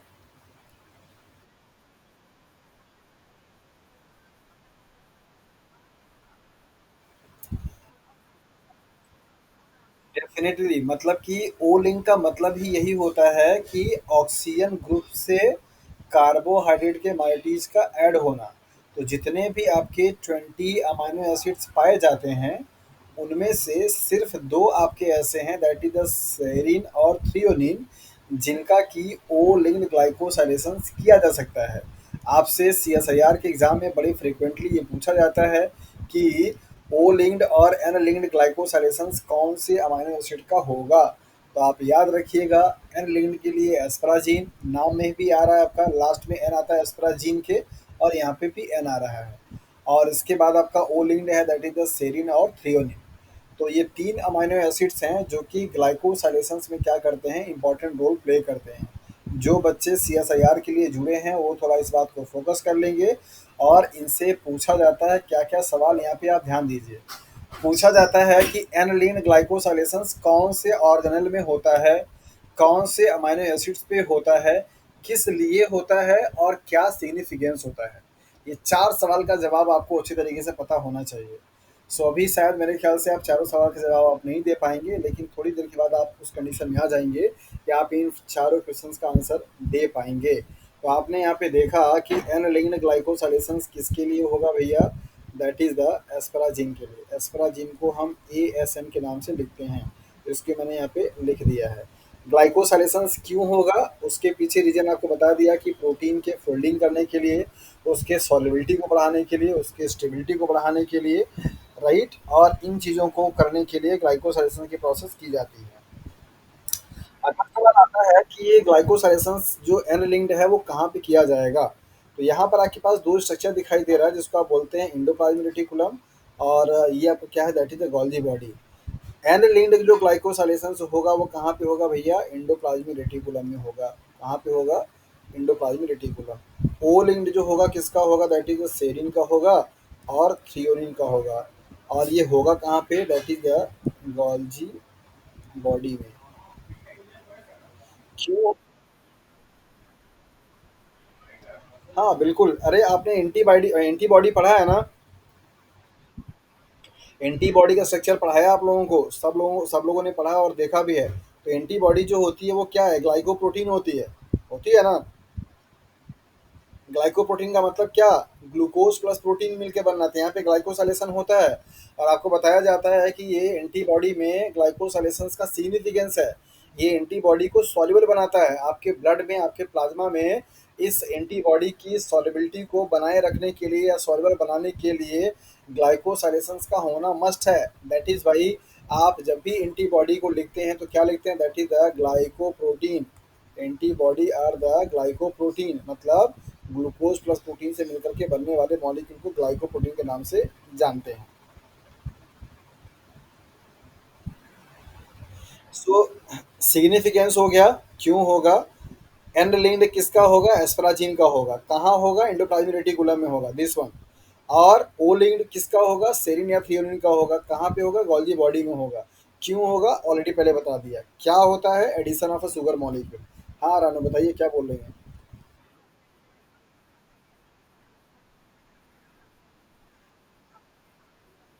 In your syllabus there is a mention of cell biology topic, so I will discuss, I will deal। Cell biology बहुत अच्छा मतलब कि क्या कह सकते हैं कि बहुत ही अच्छा यूनिट है पूरे लाइफ साइंस का। सेल बायोलॉजी और बायोकेमिस्ट्री ये कुछ ऐसे यूनिट्स हैं ना जिनको कि सारे जितने भी लाइफ साइंस के स्ट्रीम के बच्चे हैं, डजेंट मैटर कि वो माइक्रोबायोलॉजी के हैं, मॉलिकुलर के हैं, बायोटेक के हैं, या फिर किसी के भी हैं, लेकिन ये कुछ तीन चार पेपर ऐसे हैं जिनको कि सबको आना चाहिए, सबको पढ़ा होना चाहिए। तभी आप लाइफ साइंस को समझ पाएंगे, अदरवाइज आप रिलेट नहीं कर पाएंगे। ओके, कभी कभी आपका पूरा मॉलिकुलर बायोलॉजी में सेल बायोलॉजी घुस जाती है, सेल बायोलॉजी पूरा मॉलिकुलर घुस जाएगा, फिर बायोकेमिस्ट्री घुस जाएगी, होता रहता है ये चीज़। राइट। ओके, आते हैं अपने पॉइंट पे। तो यहाँ पर आपको बताया गया कि एलिंग ग्लाइकोसाइलेशन एस्पराजीन का होगा एंडोप्लाज्मिक रेटिकुलम में, कोलिन ग्लाइकोसाइलेशन सेरिन या थ्रियोनिन का होगा गोल्गी बॉडी में। यहाँ के लिए आपको बताया गया कि NH2 ग्रुप का नाइट्रोजन पे होगा। यहाँ के लिए बताया गया कि हाइड्रोक्सिल ग्रुप के ऑक्सीजन का होगा। दैट इज वाई इसको आप N link, that is why इसको आप ओ लिंक के नाम से जानते हैं। चलिए, प्रोटीन फोल्डिंग एक प्रोसेस है जिसमें कि आपके कुछ हीट्स ऑफ प्रोटीन जो है इन्वॉल्व होते हैं, और जो कि प्रोटीन को प्रॉपर एक फोल्ड करते हैं, उनको थ्री डायमेंशन देते हैं। जैसा कि आपको मालूम है कि प्रोटीन हमारा हमारे सेल्स में चार फॉर्म में पाया जाता है, primary structure, secondary structure, tertiary structure and quaternary structure. क्या आप में से कोई बता सकता है कि प्रोटीन का फंक्शनल स्टेट कौन सा है। Very good. आपको दोनों ही होते हैं, राइट। ये आपके लोअर हैं, मतलब अगर कोई पेप्टाइड से लीनियर है तो उसको प्राइमरी, अगर फोल्ड हो जाए अल्फा इसके फॉर्म में हो जाए तो उसको आप बोलते हैं सेकेंडरी, सुपर फोल्ड हो जाए, बहुत सारे बॉन्ड बन जाए तो टर्सरी, और ऐसे ही दो स्ट्रक्चर अगर आपका मिल जाए तो क्या बोलते हैं उसको, क्वाटरनरी। राइट। तो ये जो स्ट्रक्चर्स होते हैं, जब आपका पेप्टाइड बनता है ना, तो पेप्टाइड आपका तुरंत का तुरंत थ्री डी फॉर्म मतलब थ्री डायमेंशन में नहीं आ पाता, या टर्सरी स्ट्रक्चर में नहीं आ पाता है। तो उस प्रोटीन को ज़रूरत होती है कई सारे बॉन्ड को बनाने के लिए, जिसमें कि आपकी hydrophobic, hydrophilic, hydrogen bond, water van der Waals interactions, disulfide bond, ये सारे बॉन्ड क्या होते हैं आपके ऐड होते हैं, जिसकी वजह से वो प्रोटीन आपका पूरा एक प्रॉपर क्या करता है, शेप ले लेता है, जिसको कि आप टर्सरी स्ट्रक्चर के नाम से जानते हैं। और वो टर्सरी स्ट्रक्चर ही प्रोटीन का फंक्शनल स्टेट होता है। क्वाटरनरी स्ट्रक्चर भी आपका टर्सरी स्ट्रक्चर ही है, बट वहाँ पे नंबर ऑफ यूनिट जो होते हैं वो मोर देन वन हो जाते हैं। सो ये दोनों आपके स्ट्रक्चर जो है फंक्शनल स्टेट की कैटेगरी में आते हैं। क्या कोई एग्जांपल आप लोग बता सकते हैं जो कि टर्सरी और क्वाटरनरी का हो।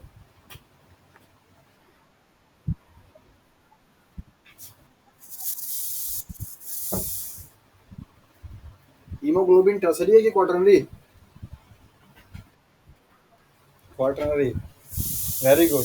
टर्सरी स्ट्रक्चर और क्वाटरनरी का एग्जांपल क्या बताओगे हिना।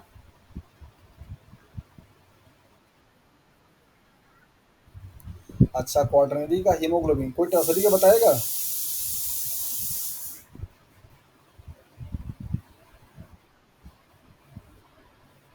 अरे भाई इतने सारे एग्जांपल आपके पास हैं। मायोग्लोबिन स्ट्रक्चर किसका है, दैट इज अ टर्सरी का। हीमोग्लोबिन किसका, दैट इज अ क्वाटरनरी का।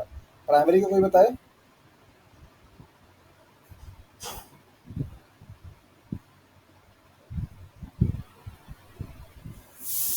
एनीवे, इंसुलिन का नाम तो सुना ही होगा सब लोगों ने। नंबर ऑफ अमाइनो एसिड कितने पाए जाते हैं इसमें, इंसुलिन में।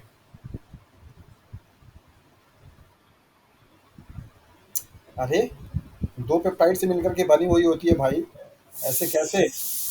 21 and 30। चलो खैर कोई नहीं, अभी बाद में देखेंगे। सो लीनियर जो स्ट्रक्चर होता है आपका इंसुलिन का, उसको आप बोलते हैं प्राइमरी। अल्फा और बीटा पीरियड जो सीट्स होती हैं वो सब क्या होती हैं, सेकेंडरी। मायोग्लोबिन का देख लिया टर्सरी, और हेमोग्लोबिन का देख लिया क्वाटरनरी। सो आते हैं अपने पॉइंट पे। हम लोग यहाँ पे देख रहे थे कि प्रोटीन फोल्डिंग का क्या कॉन्सेप्ट होता है। तो प्रोटीन फोल्डिंग बेसिकली एक ऐसा प्रोसेस है जहाँ पे प्रोटीन को प्रॉपर एक फोल्ड करके और उनको ओरिएंटेशन दिया जाता है, या प्रोटीन को प्रॉपर एक शेप दिया जाता है ताकि वो फंक्शनल स्टेट में आ सके। डाइसल्फाइड बॉन्ड का फॉर्मेशन का मतलब क्या होता है कि जो भी आपके सल्फर कंटेनिंग अमाइनो एसिड है, कोई बताना चाहेगा कि सल्फर कंटेनिंग अमाइनो एसिड कौन कौन से हैं। कौन। तो अगला सवाल मेरा ये है कि डाई सल्फाइड बॉन्ड का फॉर्मेशन कौन से अमीनो एसिड के बीच में होगा?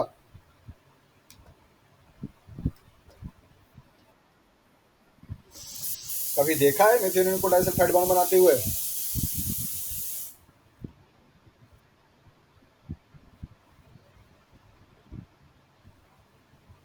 इसको आप बोलते हैं थायोल ग्रुप।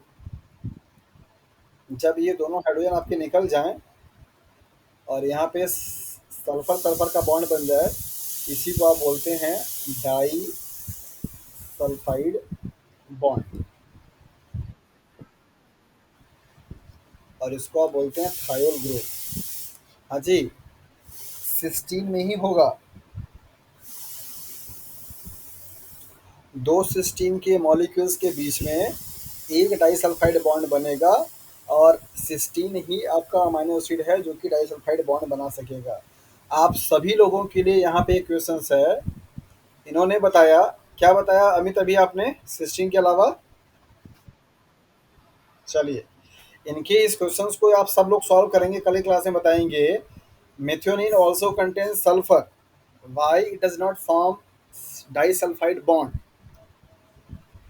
सिर्फ सिस्टीन ही डाइसल्फाइड बॉन्ड क्यों बनाता है, जबकि आपका जो सल्फर ग्रुप है वो मेथियोनिन के पास भी प्रेजेंट है।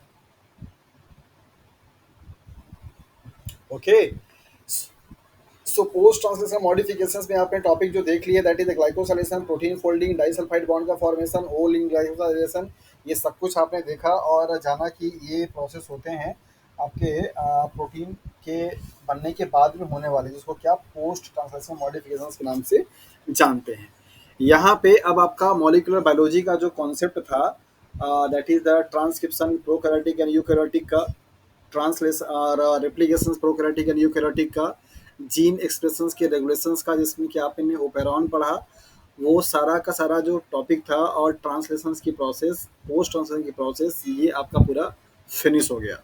ओके, अब हम लोग अगले टॉपिक की तरफ मूव करेंगे, जो कि है आपका दैट इज द म्यूटेशन। और म्यूटेशन आपका जेनेटिक्स में भी पढ़ना है, और मतलब दिया हुआ है सिलेबस में, और मॉलिक्यूलर बायोलॉजी में भी आता है। तो ये दोनों ही टॉपिक आपके, अगर ये टॉपिक आपका दोनों सिलेबस में दे रखा है तो आप यहाँ पे कॉमन हो जाएगा।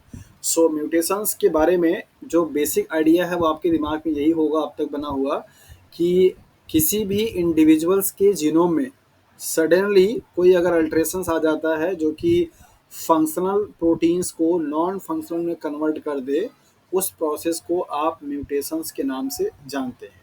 In a very simple way, mutations can be defined as what? Sudden change in any organism. किसी भी ऑर्गेनिज्म के डीएनए के सीक्वेंस में सडनली क्या हो जाए, चेंजेस आ जाए, ऐसे चेंजेस को आप म्यूटेशंस के नाम से जानते हैं। यही मेरे ख्याल से कॉन्सेप्ट होगा। सो यहाँ पे सवाल बनता है आप लोगों से कि इवोल्यूशंस में भी आप लोग देखते हैं कि बेसिकली क्या होता है, वेरिएशंस आते हैं। तो मार्क कर लीजिए, चल नहीं रहा।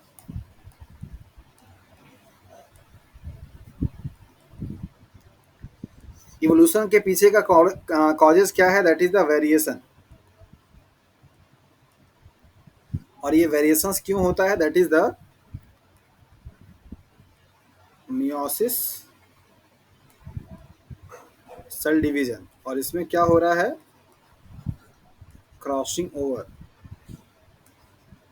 तो जब भी कभी आपने पढ़ा कि जब भी कभी आपके सेक्स क्रोमोजोम, सॉरी, जो सेक्स सेल्स होते हैं उनमें जो क्रोमोजोम्स पाए जाते हैं, उनके होमोलॉगस क्रोमोजोम्स के नॉन सिस्टर क्रोमेटिड्स के बीच में क्या हो रहा है, सेगमेंट का एक्सचेंज हो रहा है।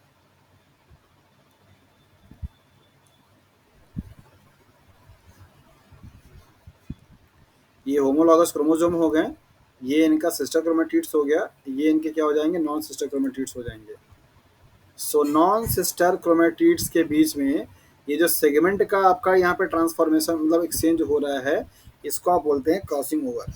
हर बार के साइकिल में क्रॉसिंग ओवर होती है तो मटेरियल का एक्सचेंज हो जाता है, जिसकी वजह से, जिसको आप, जो कि मियोसिस में होता है, जिसकी वजह से आपका क्या होगा, वेरिएशन कॉज होता है। और ये वेरिएशन धीरे धीरे क्या करता है, एवोल्यूशन को ले आता है। सवाल मेरा यहाँ पे आप सभी लोगों से ये है कि म्यूटेशंस के वजह से भी वेरिएशन ही आ रहा है, और इसमें भी आपका जेनेटिक मटेरियल का जो कॉन्स्टिट्यूएंट्स है वो चेंज हो रहा है, जैसा कि यहाँ पे हो रहा था। सो क्यों हम म्यूटेशंस को नेगेटिवली टर्म में पढ़ते हैं और इवोल्यूशंस को पॉजिटिवली? बताया जाता है कि अगर क्रॉसिंग ओवर की प्रोसेस ना हो तो वेरिएशन कॉज नहीं होगा, और वेरिएशन अगर ना हो तो बेसिकली एवोल्यूशन नहीं होगा। और अगर ऐसा नहीं हुआ तो आने वाली जो जनरेशन होगी वो अपने टाइम में सरवाइव नहीं कर पाएगी। फॉर एग्जाम्पल, अगर हम लोग अपने पेरेंट्स के जैसे ही एग्जैक्टली फोटो कॉपी अगर होते, तो आज के डेट में जो चेंजेस आए हुए हैं, जितनी टेक्नोलॉजी, जितने टेक्निक्स, जितने चीज़ों को आज हम और आप समझ सकते हैं, हमारे पेरेंट्स उन चीज़ों को बहुत अच्छे से समझ नहीं पाएंगे, बिकॉज वो जनरेशन गैप है। सिमिलरली हमारी जो जनरेशन आएगी वो हमसे कई गुना ज़्यादा क्या होगी, एडवांस होगी। हम लोग शायद हो सकता है कि ग्रेजुएशन में आकर के टैब को चलाना शुरू किए हैं, हमारे जो जनरेशन आएगा वो बच्चे फिफ्थ क्लास से, थर्ड क्लास से टैब चलाना शुरू कर देंगे। सो this is called generation gap. So generation gap जो हो रही है वो बेसिकली किसकी वजह से, मतलब जो इवॉल्व हो रहा है, दैट इज द इवोल्यूशन की वजह से या वेरिएशन की वजह से। सो यहाँ पे भी जेनेटिक सीक्वेंसेस का या जेनेटिक का मटेरियल का चेंजेस है, आप उसको पॉजिटिवली लेते हैं, बताते हैं कि किसी भी इंडिविजुअल्स को या किसी भी पॉपुलेशंस के ऑर्गेनिज्म को सरवाइव करने के लिए एवोल्यूशंस का होना मस्ट है। और एक तरफ जब आपका म्यूटेशंस हो रहा है वहाँ पे भी आपके जेनेटिक कॉन्स्टिट्यूएंट्स में चेंजेस आते हैं, आप उसको नेगेटिवली लेते हैं। म्यूटेशंस को आप बोलते हैं क्या, लीथल बोलते हैं, बोलते हैं ना जी। अरे भाई, थोड़ा आप लोग इन्वॉल्व होइए, कहाँ चले जा रहे हैं बार बार। हाँ जी, मॉलिक्यूलर बायोलॉजी से थोड़ा सा आप आ जाइए उसमें, सेल बायोलॉजी में। ये जेनेटिक्स का टॉपिक भी है, सेल बायोलॉजी का भी टॉपिक है, मॉलिक्यूलर बायोलॉजी का भी टॉपिक है, आपको तीनों जगह ही पढ़ने को मिलता है। सो क्या आप सब लोगों को मेरा क्वेश्चन समझ में आया? तो बताने का कष्ट करेंगे आप लोग। चलिए, पहले तो मैं जानना चाहूँगा जो आज जुड़े हुए हैं उनसे, क्या उनके मन में कोई आइडिया है, लाइक एज अनामिका है और हिमांशु भी है। हिमांशु है? नहीं है, कोई बात नहीं है। अनामिका, क्या आपके पास इस क्वेश्चंस का कोई आइडिया है?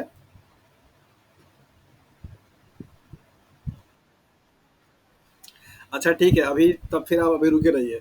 चलिए, और कौन बताएगा? गौरव? अ,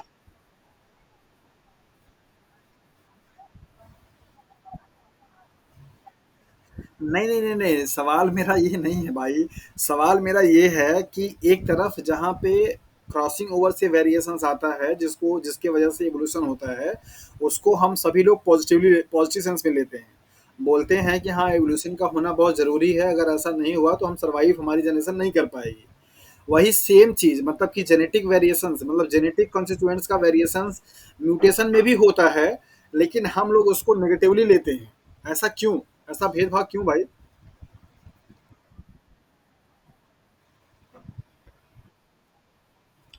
अच्छा, एक एक एक बात मैं बोलना चाह रहा हूँ अभी, क्या अगर आप सब लोग अपने अपने कंफर्ट जोन में हैं तो क्या आप लोग अपना अपना कैमरा ऑन कर सकते हैं? थोड़ा मैं आप लोगों को एक्सप्रेस देखना चाहता हूँ कि किस तरीके से क्लासेस आप लोग कर रहे हैं, और जब भी आप क्वेश्चंस को बताते हैं तो आपका उस टाइम पे क्या रहता है सीन। अगर आप कंफर्ट जोन में हैं, कोई ऐसा मतलब प्रॉब्लम अगर नहीं है, तो प्लीज़ आप लोग अपने अपने कैमरे को ऑन कर लीजिए। So I would like to interact face to face. Very good. सब तो एकदम काफी पढ़ने वाले मूड में दिखाई दे रहे हैं। वेरी गुड, बहुत अच्छा। चलिए, अच्छा लगा, अब थोड़ा सा समझ में आएगा कि कौन क्या बता रहा। अरे, वीडियो ऑफ भी हो गया। Very good. हमें तो लगा कि सब लोग एकदम लेजी हो गए हैं क्या, मतलब जैसे लगा कि सोने वाले मूड में आ गए हैं सुनते सुनते, लेकिन देख के लग रहा है कि काफी एक्टिव हैं आप लोग। चलिए, ओके। अगर अभी आपको प्रॉब्लम नहीं हो तो फिर आप ऑन किए रहिए, अदरवाइज आप बंद कर सकते हैं। बाकी लोगों ने अभी नहीं किया, दृश्या, अमित और बाकी इधर सतीश, ये लोग हैं, कैमरा ऑन नहीं किए।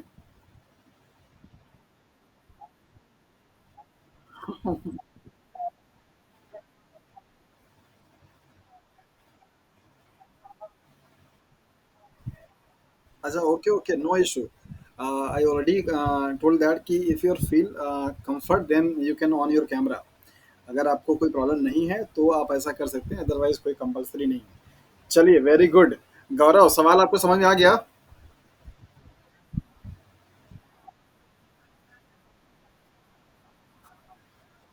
हम्म, हम्म,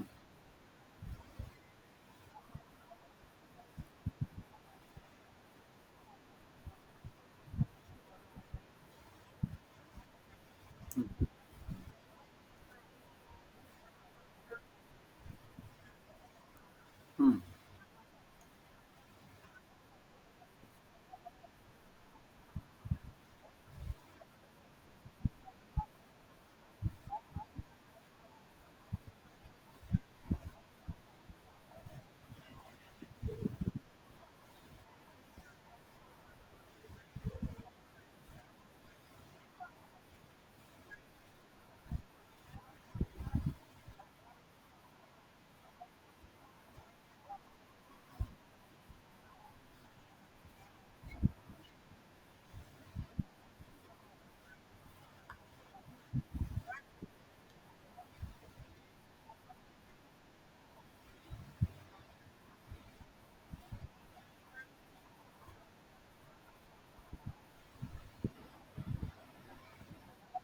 अच्छा, ओके, ठीक है गौरव, थैंक यू, आपने अपना व्यू दिया। आपके पॉइंट को हम नरेट कर देते हैं। इन्होंने दो पॉइंट बताया। पहला इनका स्टेटमेंट था कि ऐसा ज़रूरी नहीं है कि म्यूटेशंस हमेशा नेगेटिव ही हो, वो पॉजिटिव भी हो सकता है। इस टॉपिक पे बहुत अच्छे से एग्जांपल देके आपको समझाएंगे। एग्जैक्टली ये लाइन इनकी बहुत अच्छी है कि mutation always not a harmful. कभी कभी आपने अगर पढ़ा होगा reverse mutations and forward mutations, पढ़ा है? तो आपने वहाँ पे जाना होगा कि रिवर्स जो म्यूटेशंस होते हैं, आप उनको बोलते हैं कि जब कोई नॉन फंक्शनल प्रोटीन या जब कोई नॉन फंक्शनल जीन में म्यूटेशंस हो, अब और वो अब म्यूटेशन होने के बाद फंक्शनल जीन में कन्वर्ट हो जाए, तो उसको आप बोलते हैं that is the reverse mutation. Right, इस तरीके का एग्जाम्पल आपको दिया जाता है। सो बेसिकली आप कह सकते हैं कि जो म्यूटेशन की प्रोसेस होती है वो हमेशा नेगेटिव नहीं होती है, पॉजिटिव सेंस में भी होता है, और म्यूटेशन से पॉजिटिव इम्पैक्ट भी आता है। इनका पहला सवाल, मतलब पहला इनका लाइन था। दूसरा इन्होंने ये बताया कि क्या बताया था आपने?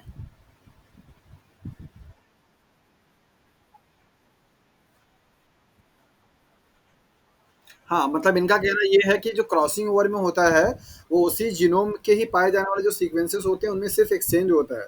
जबकि जो म्यूटेशंस होगा वो एक नया सीक्वेंस बन जाता है या एक नया कोई फ्रेम बन जाएगा जो कि परमानेंट हो, मतलब रहता है। तो ये इनका स्टेटमेंट है। और कोई अपना व्यू देना चाहेगा या फिर हम लोग आगे कंटिन्यू करें?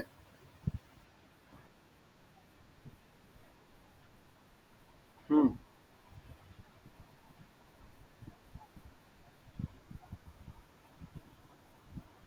हम्म, हम्म।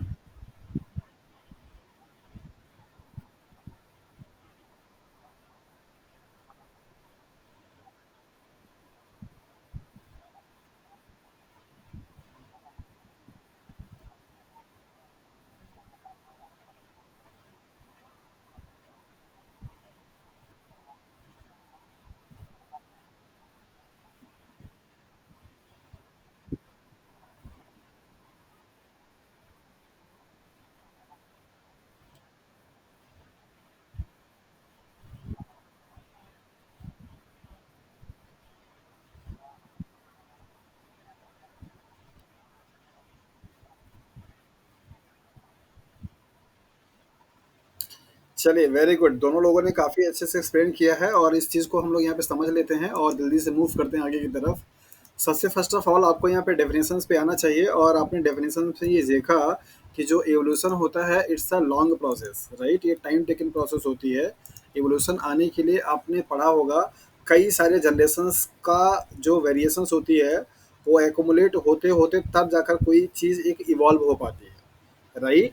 सो वेरिएशंस का कॉज होना और उसका एक्यूमुलेशन हो करके कोई एक नई चीज़ का बनना, ये काफ़ी लॉन्ग प्रोसेस होता है। मतलब यहाँ पे जनरेशंस की अगर मैं बात करूँ तो कई सारे जनरेशंस क्या होते हैं यहाँ पे लग जाते हैं, जबकि म्यूटेशंस आपको सडनली नेक्स्ट जनरेशन में ही देखने को मिल जाती है। तो ये एक सडन चेंज है, मीन्स तुरंत का तुरंत होने वाला, जबकि ये एक टाइम टेकन है, राइट। ये स्पॉन्टेनियसली अपने आप से होने वाला एक नेचुरल इवेंट है जो कि सारे सेल्स में होता है। इसको होने के लिए कोई फैक्टर चाहिए होता है। हालांकि ये भी स्पॉन्टेनियस होते हैं, आपके सेल्स में बहुत सारे फ्री रेडिकल्स बनते रहते हैं, वहाँ से भी हो सकता है। बट इनको होने के लिए कोई कंडीशन चाहिए होती है। इसको होने के लिए कोई कंडीशन की रिक्वायरमेंट नहीं है। ये इसको हम लोग इसलिए अच्छा नहीं मानते हैं क्योंकि ये वाली चीज़ें जो आपका इवोल्यूशन हो रहा है, मीन्स वेरिएशन जो हो रहा होता है, वो एक पॉपुलेशंस के सारे इंडिविजुअल्स में हो रहा होता है। जबकि आपका म्यूटेशंस की जो प्रोसेस हो रही हो जो होगी वो बेसिकली किसी एक पर्टिकुलर इंडिविजुअल्स में होगा, जो कि उसी पॉपुलेशंस के बाकी लोगों से क्या होगा और डिफर हो जाएगा। तो वो उसके लिए क्या है, एक तरीके का नेगेटिव रहेगा। तो आते हैं हम लोग अपने टॉपिक पे, दैट इज द म्यूटेशंस पे। और यहाँ पे पर्टिकुलरली आपको डीएनए म्यूटेशंस के बारे में पढ़ना है, जिसको कि आप जीन म्यूटेशंस के नाम से भी जानते हैं। सो सोमैटिक म्यूटेशन हो सकता है, आपके बॉडी में दो टाइप के सेल्स पाए जाते हैं। अगर हम लोग यहाँ पे देखें तो नंबर पहला दैट इज सोमैटिक सेल्स, और नंबर दूसरा that is the germ cells. Somatic cells वो होते हैं जो कि आपके बॉडी के स्ट्रक्चर से पार्टिसिपेट करते हैं। जर्म सेल्स वो होते हैं जो कि आपका रिप्रोडक्शन से पार्टिसिपेट करते हैं। तो रिप्रोडक्टिव सेल्स को आप क्या बोलते हैं, that is the germ cells. और स्ट्रक्चरल सेल्स को आप क्या बोलते हैं, सोमैटिक सेल्स। सो अगर जैसे सपोज हमारी बॉडी जैसे स्किन है, राइट, जैसे जितना भी आपका लिवर है, लंग्स है, स्टमक है, ये सारे जो पार्ट हैं आपके क्या स्ट्रक्चरल है। सो इन सेल्स में मतलब कि जो भी आपके स्ट्रक्चरल कंपोनेंट वाले सेल्स हैं, अगर उन सेल्स में म्यूटेशंस होगा तो आप उसको सोमैटिक म्यूटेशंस के नाम से जानते हैं। जबकि अगर आपके रिप्रोडक्टिव सेल्स में हो जाए, लाइक जैसे स्पर्म्स एंड ओवा सेल्स में हो जाए, सो उसको आप जर्म लाइन या जर्म म्यूटेशंस के नाम से जानते हैं। ये वाली जो म्यूटेशंस होगी वो जनरेशन टू जनरेशन क्या करेगी, ट्रांसफर होगी। जबकि ये सिर्फ और सिर्फ अपने ही जनरेशन में रह जाएगी, ट्रांसफर आगे नहीं होगी। So structural cells means somatic cells का म्यूटेशंस आपको सिर्फ उसी जनरेशन तक इफेक्टिव रहेगा। जबकि जर्म लाइन का सेल्स जो कि आपका that is reproductive cells means sperms and ओवा सेल्स में होगा, उसमें आपका अगर हो जाएगा तो वो जनरेशन टू जनरेशन क्या होगा, कैरी आउट होता रहेगा। सो टेक्निकली अगर आप देखें तो जर्म लाइन जो म्यूटेशंस होता है वो ज़्यादा हार्मफुल है, मतलब ज़्यादा खतरनाक है। जबकि सोमैटिक जो है वो जो जिसके बॉडी म्यूटेशंस हुआ है वहीं तक क्या होगी, फिनिश हो जाएगी, उसकी उसकी लाइफ खत्म, तो वो म्यूटेशन भी आपका क्या होगा, खत्म हो जाएगा। ओके, नाउ आते हैं यहाँ पे नेक्स्ट पॉइंट, म्यूटेशन डीएनए के। हाँ,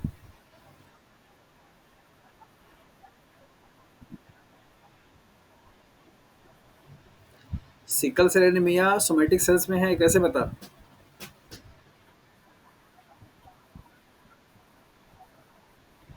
तो मतलब क्या आपके रिप्रोडक्टिव सेल्स में मतलब वो नहीं मिलेगा।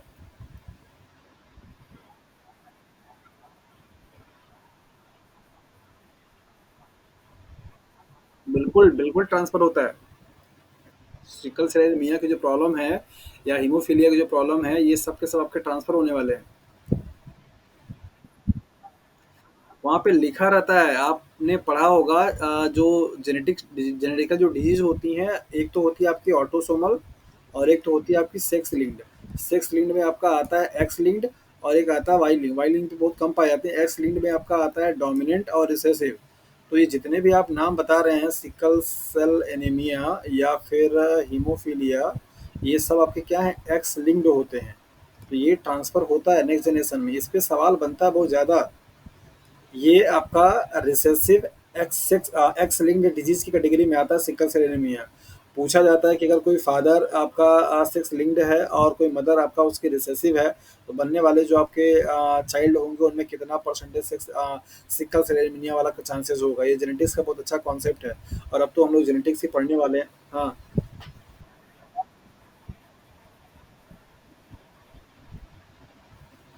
देखिए ध्यान से। हम्म, चलिए आगे की तरफ मूव करते हैं। पॉइंट म्यूटेशन, ये नाम जो आपको दिया गया है बेसिकली इस हिसाब से कि आपका पूरा डीएनए का एक स्ट्रेच हो, पूरा का पूरा डीएनए का आपका लेंथ हो, और उसमें कोई एक पॉइंट पे इवन एक सिंगल न्यूक्लियोटाइड में भी अगर आपका चेंजेस आ जाता है तो उसको आप बोलते हैं पॉइंट म्यूटेशन। सपोज अगर मैं आपको यहाँ पे ऐसे डीएनए का स्टैंड दिखाऊं और इनका यहाँ पे बेसिस लिख दूं like as A T G C C T A C G etcetera, तो अगर सिंगल किसी एक सीक्वेंस का भी अल्टरेशन हो जाए या कोई एक चेंजेस भी अगर हो जाता है, सो ऐसे चेंजेस को आप पॉइंट म्यूटेशंस के नाम से जानते हैं। So point mutation is what, that is a mutations in which even a single or few bases can be changed. अगर ऐसा होता है तो आप उसको पॉइंट म्यूटेशंस के नाम से जानते हैं। पॉइंट म्यूटेशंस बेसिकली अगर देखा जाए तो दो कैटेगरी में डिवाइड किया जाता है। एक पहला है आपका that is the base pair substitutions and base pair insertion और डिलीशन। ये दो कैटेगरी में डिवाइड, हाँ।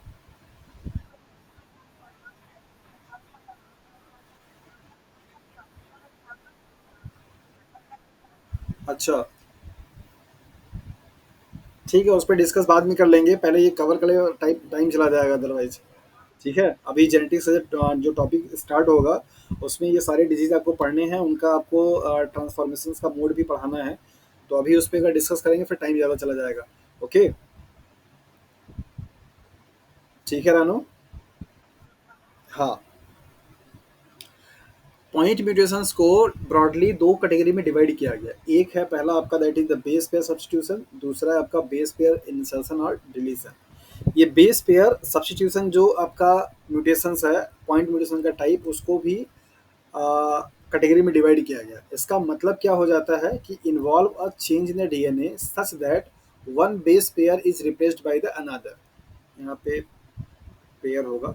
सो इसका मतलब ये होता है कि आपका एक कोई बेस पेयर हो। बेस पेयर का मतलब जैसे लाइक एज ए हमेशा क्या करेगा, टी से बाइंड करेगा, तो A T A base pair हो गया। अब अगर ये सपोज आपका जी और सी से रिप्लेस हो जाए तो ऐसे रिप्लेसमेंट को आप बोलते हैं बेस पेयर सब्स्टिट्यूशन म्यूटेशन। तो जहाँ पे कोई एक बेस पेयर किसी दूसरे बेस पेयर को क्या करे, रिप्लेस कर दे, उसको आप बोलते हैं that is the base pair substitution. अब ये बेस पेयर सब्स्टिट्यूशन भी आपका बेसिकली क्या है, टाइप्स में।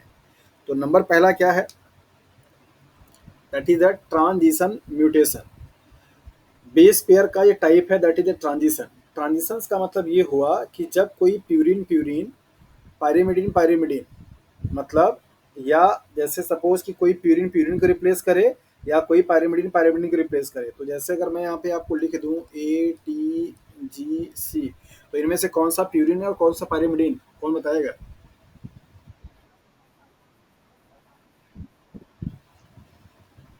टी सी क्या है आपका, पायरिमिडिन है, और ए जी क्या है आपका, प्यूरिन है। क्लियर है?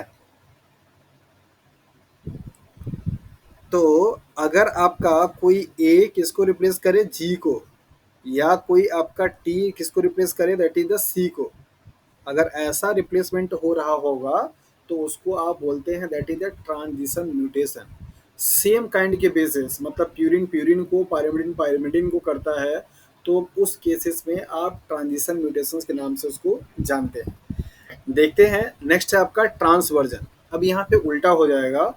ट्रांस का मतलब होता है ऐसे क्रॉस में हो जाना, लाइक लाइक दैट, इस तरीके से क्रॉस, इसको आप बोलते हैं ट्रांस। सो एक अगर आपका प्यूरिन किसी पायरिमिडिन को रिप्लेस करे या कोई पायरिमिडिन किसी प्यूरिन को रिप्लेस करे तो उसको आप बोलते हैं ट्रांसवर्जन म्यूटेशन। तो दो टर्म आया आपको यहाँ पे, ट्रांजिशन एंड ट्रांसवर्जन, यहाँ पे लिख रखा है। जब एक कोई प्यूरिन किसी पायरिमिडिन को करे या कोई पायरिमिडिन किसी प्यूरिन को करे, ऐसे काइंड के चेंजेस को आप बेसिकली ट्रांसवर्जन म्यूटेशंस के नाम से जानते हैं। सो बेस पेयर म्यूटेशंस दो कैटेगरी में, ट्रांजिशंस एंड ट्रांसवर्जन। ट्रांजिशंस का मतलब सेम काइंड, मतलब प्यूरिन प्यूरिन को, पायरिमिडिन पायरिमिडिन को। ट्रांसवर्जन का मतलब डिफरेंट काइंड, प्यूरिन पायरिमिडिन को, पायरिमिडिन प्यूरिन को। यहाँ पे स्ट्रक्चर देखते हैं यहाँ पे। सो टी ए, यहाँ पे टी ए दे रखा है, यहाँ पे ए टी दे रखा है, यहाँ पे पायरिमिडिन दे रखा है, यहाँ पे प्यूरिन दे रखा है, यहाँ पे प्यूरिन, यहाँ पे पायरिमिडिन।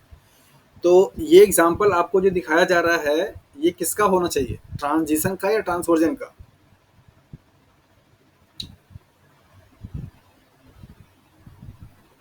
बताइए।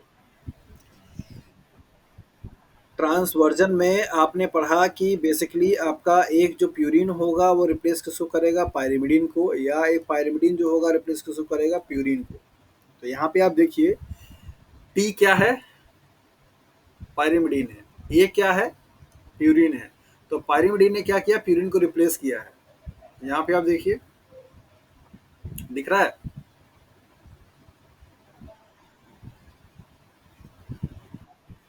ओके, फिर से आपको यहाँ पे दिखाई दे रहा होगा कोई एक प्यूरिन है, मतलब कि अगर यहाँ पे देखिए अगर कोई एक प्यूरिन पायरिमिडीन को क्या कर रहा है, रिप्लेस कर रहा है, तो इसका स्ट्रक्चर आप यहाँ पे देख सकते हैं। फिगर में आपको यहाँ पे साफ साफ दिख रहा होगा कि हाँ एक प्यूरिन पायरिमिडीन को या पायरिमिडीन आपको प्यूरिन को क्या कर रहा है, रिप्लेस कर रहा है। ऐसे टाइप के म्यूटेशंस को आप ट्रांसवर्जन म्यूटेशंस के नाम से जानते हैं। कितने लोग ऐसे हैं जिनको कि ये फिगर देख करके समझ में नहीं आया कि ये ट्रांसवर्जन म्यूटेशंस है।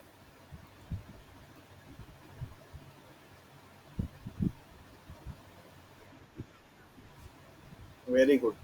क्या नहीं आया समझ में इसमें, मतलब जैसे कहाँ पे प्रॉब्लम हो रही है?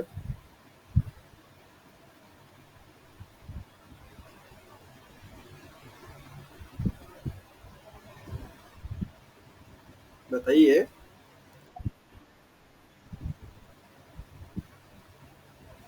हाँ हाँ, बोलिए बोलिए।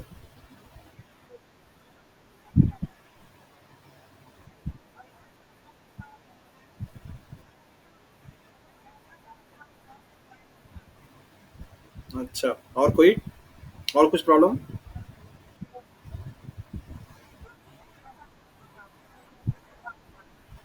हम्म। हाँ तो डेफिनेटली आप देखिए कॉन्सेप्ट यहाँ पे क्या है कि प्यूरिन जो होगा किसको रिप्लेस करेगा, पायरिमिडीन को, या पायरिमिडीन जो होगा रिप्लेस किसको करेगा, प्यूरिन को करेगा। अब यही पे आपको यहाँ पे देखना है। यहाँ पे आप देखिए ये जो टी है वो क्या है, एक पायरिमिडीन है और एक क्या है, प्यूरिन है। अब यहाँ पे अगला वाला सेक्शन आप देखिए, ये तो आपका प्यूरिन रह गया, लेकिन ये जो आपका जी है वो क्या है,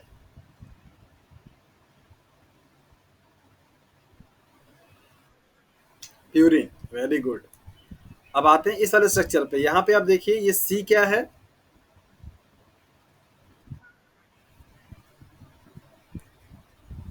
और ए क्या है, ये सिर सी क्या है, और ए क्या है, प्यूरिन। यहाँ पर आप देखिए यहाँ पे ए क्या है, प्यूरिन, ये क्या है, पायरिमिडीन, फिर से ए क्या है, प्यूरिन, ये क्या है, पायरिमिडीन, ये क्या है, प्यूरिन, देन आपका पायरिमिडीन, फिर आपका क्या है, ये प्यूरिन, और फिर से आपका ये पायरिमिडीन। अब आप इसको देखेंगे तो आपको समझ में आएगा ये वाले कॉन्सेप्ट को कि प्यूरिन से पायरिमिडीन का या पायरिमिडीन से प्यूरिन का हो रहा है कि नहीं हो रहा है। देखिए और तब समझिए।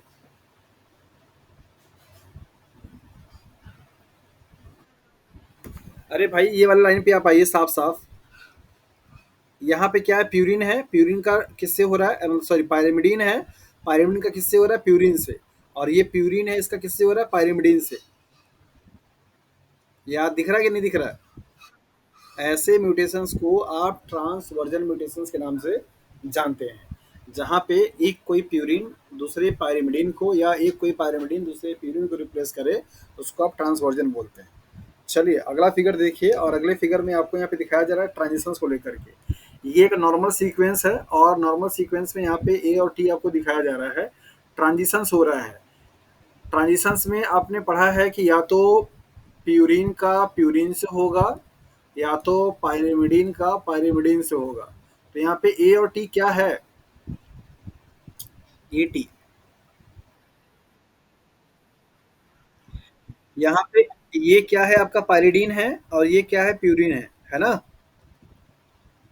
ये क्या है, पायरिडीन है, ये क्या है, प्यूरिन है। तो इसका मतलब टी ए वाले से रिप्लेसमेंट किसको हो गया, सी जी वाले का, सी जी वाले का। तो इसको आप क्या बोलेंगे, ट्रांजिशन बोलेंगे ना जी। हाँ। चलिए यहाँ पे आप देखिए इसका कॉन्सेप्ट मैप। ट्रांजिशंस में बताया क्या, पायरिमिडीन टू पायरिमिडीन, मतलब टी भी पायरिमिडीन है और सी भी पायरिमिडीन है, प्यूरिन टू प्यूरिन, ये ए भी प्यूरिन है और जी भी प्यूरिन है। अब आपको शायद ये वाला फिगर जल्दी समझ में आ जाएगा। ट्रांसवर्जन में क्या है, पायरिडीन टू प्यूरिन। तो यहाँ पे आप देखिए टी है जो कि पायरिडीन है, ये चेंज हो सकता है ए और जी में जो कि प्यूरिन है। प्यूरिन टू पायरिडीन, ये ए क्या है आपका प्यूरिन है, ये ए टी और सी में हो सकता है। सिमिलरली सी आपका इसमें हो सकता है और जी आपका इसमें हो सकता है। तो ये चार पॉसिबिलिटीज आपके बनते हैं ट्रांसवर्जन वाले में।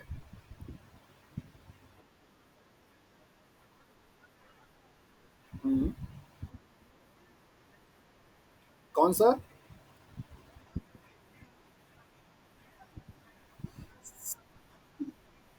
ये वेरी गुड, हाँ। हाँ, यहाँ पे आप देखिए ना, इसके कंपेरिजन में जब ये सीक्वेंस बनेगा तो इसमें आप चेंज पाएंगे। ये आपका क्या है, पायरिमिडीन है, जबकि ये क्या है, प्यूरिन है। तो इसका रिप्लेसमेंट इससे और इसका रिप्लेसमेंट इससे।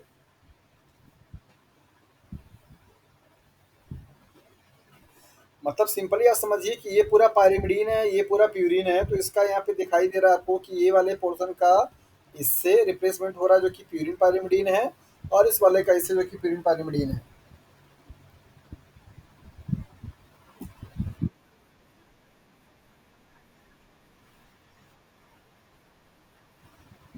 नॉर अच्छा, जैसे आपको यहाँ पे ये समझ आया कि ये नॉर्मल कंडीशन है और ये भी नॉर्मल कंडीशन है, कहीं गलती दिख?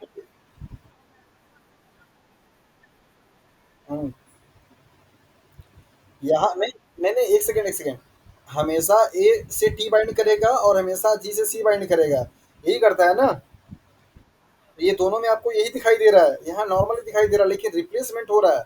यहाँ पे ये नहीं बताया जा रहा कि मिस पेयरिंग होगी, यहाँ पे ये बताया जा रहा है कि रिप्लेसमेंट हो रहा है।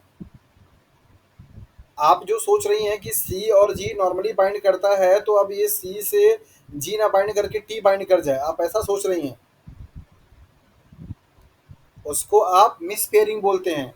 यहाँ पे सब्स्टिट्यूशन हो रहा है, रिप्लेसमेंट हो रहा है, एक आपके बेस का दूसरे क्लास के बेस से।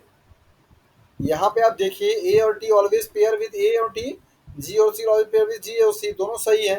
लेकिन इसमें हुआ क्या, ए और टी का सीक्वेंस किससे रिप्लेस हो गया, सी और जी से। तो यहाँ पे टी क्या था, पायरिमिडीन, यहाँ पे सी क्या है, पायरिमिडीन, यहाँ पे ए क्या है, प्यूरिन, और जी क्या है, प्यूरिन। तो रिप्लेसमेंट ट्रांजिशन में किसका होता है, प्यूरिन का प्यूरिन से, पायरिमिडीन का पायरिमिडीन से। जबकि यहाँ पे किससे होता है, प्यूरिन का पायरिमिडीन से, पायरिडीन का प्यूरिन से, यही आपको दिखाया जा रहा है। अच्छा, कोई और भी है जिनको ये प्रॉब्लम हो रही है समझने में?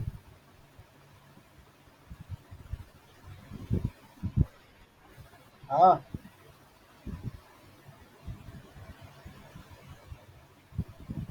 हेलो। पक्का ना? चलिए, वेरी गुड। नेक्स्ट मूव करते हैं मिस सेंस में।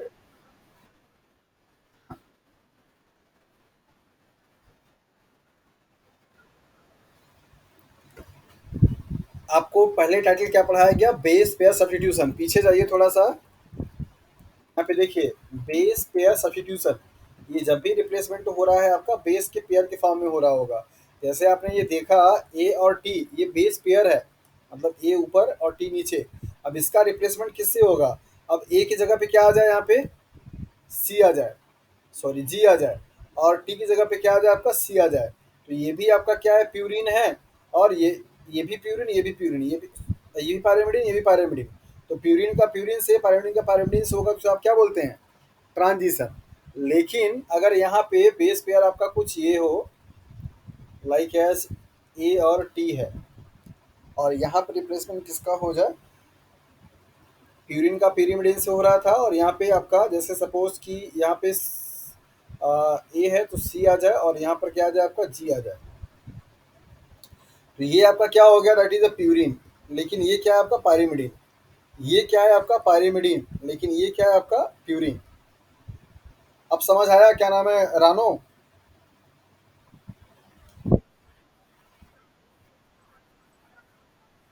हाँ।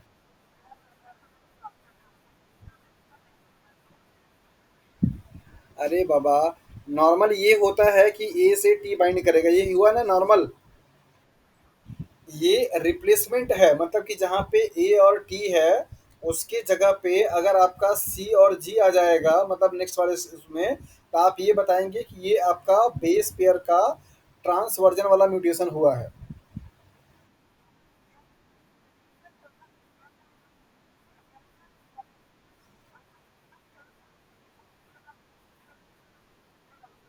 नहीं नहीं नहीं नहीं नहीं, ये आपका सीक्वेंस यहाँ पे है ही, लेकिन इसके जगह पे अगर ये आ जाएगा तो इस तरीके से का जो ट्रांजिशन हुआ, मतलब जो रिप्लेसमेंट हुआ, उसको आप बोलेंगे कि ये एक तरीके का ट्रांसवर्जन म्यूटेशन है।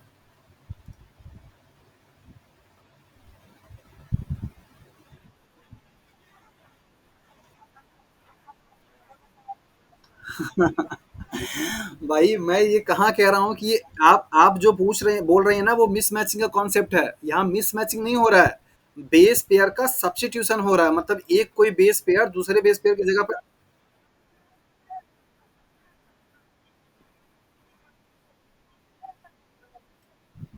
वही तो मैं आपको बोल रहा हूँ कि हमेशा।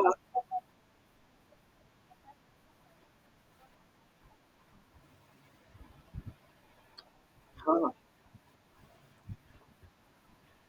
नहीं नहीं, कोई नहीं, कोई नहीं, इट्स ओके, इट्स ओके। अभी हम आपको और भी सीक्वेंसेस, सपोज कीजिए यही ये जो सीक्वेंसेस यहाँ पे लिखा हुआ है ना, इन्हीं सीक्वेंसेस को हम लोग लिख लेते हैं यहाँ पे। अगर फॉर एग्जांपल जैसे मान लीजिए कि यहाँ पे आपका नॉर्मली है ए और टी,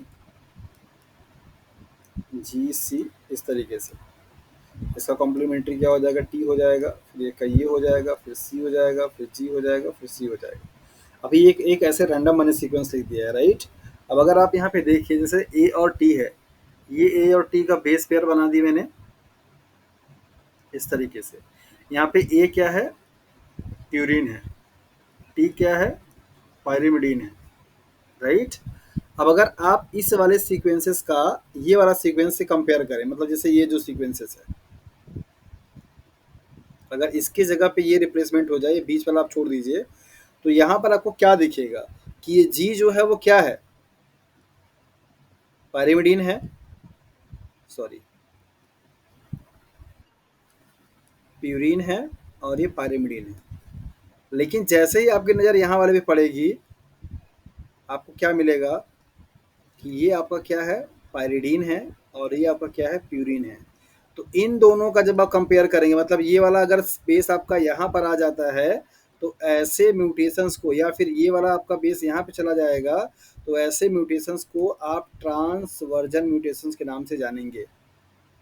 यही सिंपल बताना चाह रहा हूँ कि जब एक कोई बेस पेयर दूसरे बेस पेयर को इस मैनर में रिप्लेस करे कि उसका प्यूरिन उसके पायरिमिडीन को और इसका पायरिमिडीन इसके प्यूरिन को रिप्लेस कर रहा हो, such kind of a base pair substitution reaction is known as transversion mutation. अभी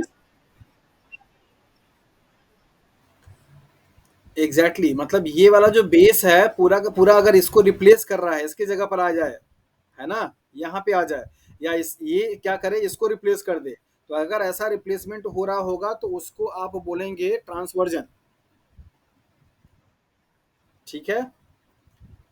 जबकि यहाँ पर आपको दिखाया गया क्या, जैसे ये वाला बेस पे लिखा रहा था दैट इज द टी और ए, और इसके बाद ये रिप्लेस होकर क्या बना आपका, सी और ए बना, मतलब सी और ए रिप्लेस किया। तो यहाँ पे टी क्या है, पायरिडीन है, ए क्या है, प्यूरिन है, सी भी क्या है, पायरिडीन है, और ए क्या है, प्यूरिन है, सॉरी जी है। तो प्यूरिन का प्यूरिन से, पायरिमिडीन का पायरिन से, तो ये पायरिडीन अगर पायरिडीन को करेगा तो क्या कहलाएगा, दैट इज द ट्रांजिशन। समझ आया। चलिए, हो सकता है कि अभी आप पूरी तरीके से कन्विंस ना हो, लेकिन आप थोड़ा और पढ़िएगा तो आपको क्लियर हो जाएगा। वैसे इसमें इतना मतलब ऐसा कुछ लॉजिक था नहीं जो इतना टाइम लग गया, मुझे लगा कि ये तो बहुत इजी टॉपिक है, जल्दी खत्म हो जाना चाहिए। ओके। पॉइंट म्यूटेशंस में मीन्स जीन म्यूटेशंस पे और भी कुछ कॉन्सेप्ट है जिनको यहाँ पे यार आपके साथ में डिस्कस किया जा रहा है। नंबर नेक्स्ट है आपका, that is the miss sense mutations. Font size थोड़ी छोटी है, होपफुली कि आपको दिखाई दे रहा होगा। Change in a DNA causes a change in mRNA codon that a different amino acid is inserted into the polypeptide. Miss sense का मतलब ये होता है कि अगर किसी भी डीएनए के सीक्वेंसेस में कोई चेंजेस आ जाए और उस चेंजेस की वजह से एमआरएनए जो बनेगा वहाँ पे भी चेंजेस हो जाएगा, जिसकी वजह से प्रोटीन मतलब नॉर्मल जो प्रोटीन होगी उसके कंपैरिजन में म्यूटेड वाली जो प्रोटीन्स होगी वहाँ पे आपका डिफरेंट टाइप का अमीनो एसिड इंसर्ट किया जाए, तो उसको आप बोलते हैं मिससेंस म्यूटेशन। सपोज कीजिए कि अगर मैं नॉर्मल केस में आपको बताऊं, एग्जांपल के तौर पे यहाँ पे पहले देख लेते हैं, फिनोटाइपिक चेंजेस में और मे नॉट रिजल्ट। हो सकता है कि इस वाले चेंजेस से आपको अपीयरेंस दिखाई दे भी और हो सकता है कि अपीयरेंस दिखाई ना भी दे। तो एग्जांपल के तौर पे आप यहाँ पे देखिए, वाइल्ड टाइप में आपको यहाँ पे दिया जा रहा है डीएनए का sequence CAC TGT TAC and GGT, जो कि आपके हिस्टीडीन को कोड करता है, सिस्टीन को कोड करता है, टायरोसिन को करता है, ग्लाइसिन को करता है। म्यूटेशन यहाँ पे हुआ किस तरीके से, यहाँ पे आपको दिखा रहा है कि CAC पहले नॉर्मल है जो कि स्ट्रीन को ही बना रहा है, AGT जो कि आपका यहाँ पे सेरिन को बना रहा है, TAC जो कि आपको टायरोसिन को बना रहा है, और GGT जो कि ग्लाइसिन को बना रहा है। सिर्फ एक ये जो आपका यहाँ पे सीक्वेंस आपको दिखाई दे रहा था जहाँ पे TGT था, अब वो AGT हो गया, राइट। मतलब यहाँ पे एक T जो है वो चेंज कर गया A से। अब ये AGT जो सीक्वेंस है वो क्या बनाएगा, सेरिन बनाएगा। क्या बनाएगा, सेरिन बनाएगा, राइट। तो अब ये जो सेरिन बना मतलब कि उस पेप्टाइड चेन में जो कि नॉर्मली यहाँ पे सीक्वेंस दूसरे नंबर पे सिस्टीन का था, अब किसका हो गया भैया, सेरिन का हो गया। तो पेप्टाइड की जो चेन में पोजीशन थी अमीनो एसिड का वो क्या हो गया, चेंज हो गया। अब हो सकता है कि इस चेंजेस से उस प्रोटीन के फंक्शन में या उस प्रोटीन की वजह से एक्सप्रेस होने वाले कैरेक्टर में कुछ अपीयरेंस आपको दिखाई दे भी और नहीं भी। नहीं दिखाई देने कंडीशन क्या होगा, जैसे मान लीजिए आप जानते हैं कि लाइसिन और आर्जिनिन ये दोनों ही क्या होते हैं, बेसिक अमीनो एसिड होते हैं। फॉर एग्जांपल कि नॉर्मल कंडीशंस में आपका जो बेस था वो लाइसिन को बना रहा था, और म्यूटेशन होने के बाद ये क्या चेंजेस जो हुआ तो क्या बना, आर्जिनिन बना दिया। तो आर्जिनिन अगर बनाएगा तो जो काम लाइसिन करता है वही काम क्या करेगा, आर्जिनिन करेगा। ऐसे केसेस में प्रोटीन के फंक्शन में, प्रोटीन के स्ट्रक्चर में, या उस प्रोटीन की वजह से इनकोड किए जाने वाले फिनोटिपिक कैरेक्टर में, अपीयरेंस में कोई भी चेंजेस दिखाई आपको नहीं देगा। लेकिन अब सपोज कीजिए कि मान लीजिए ये लाइसिन था और ये म्यूटेशन होने के बाद क्या बन गया, that is the aspartic acid बन गया। अब एस्पार्टिक एसिड क्या है, आपका एसिडिक अमीनो एसिड है। लाइसिन क्या है, आपका बेसिक अमीनो एसिड है। इसका फंक्शन इसके फंक्शन में जमीन आसमान का फर्क है, तो डेफिनेटली वहाँ पे चेंजेस आपको दिखाई देगा। तो ऐसे म्यूटेशंस को जिसमें कि डीएनए के सीक्वेंसेस में चेंजेस हों और जिससे एमआरएनए के कोडान में चेंजेस हो जाए और वो एक अलग डिफरेंट टाइप की प्रोटीन बनाए, उसको आप बोलते हैं मिस सेंस म्यूटेशन। क्लियर है?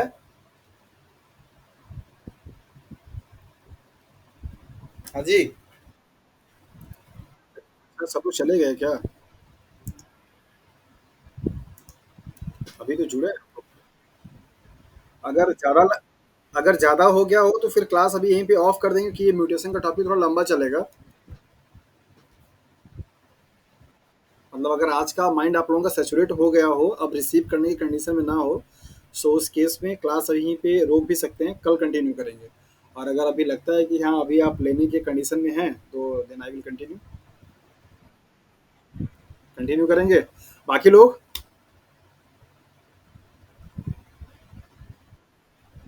चलिए 10 मिनट और पढ़ लेते हैं। अभी 11:20 हो रहा है, आपको 11:30 मैं छोड़ दूंगा, आप उसके लिए परेशान मत होइए। ओके। सो नेक्स्ट टॉपिक हम लोग यहाँ पे देखेंगे, मिस सेंस आपने पढ़ लिया, नेक्स्ट है आपका नॉन सेंस। नॉन सेंस का मतलब ही बेसिकली ये हो जाता है कि ऐसा बेस पेयर में चेंजेस हो जाना जो कि किसी मतलब कि कोई अमीनो एसिड को कोड करने वाले सीक्वेंस को स्टॉप कोडॉन में क्या करे, आपका चेंज कर दे, तो उसको आप बोलते हैं नॉन सेंस म्यूटेशन। मतलब सपोज कि अभी कोई सीक्वेंस जो थी जो कि प्रोटीन को कोड कर रहा था, अब वो किस में कन्वर्ट हो जाए, दैट इज स्टॉप कोडॉन में।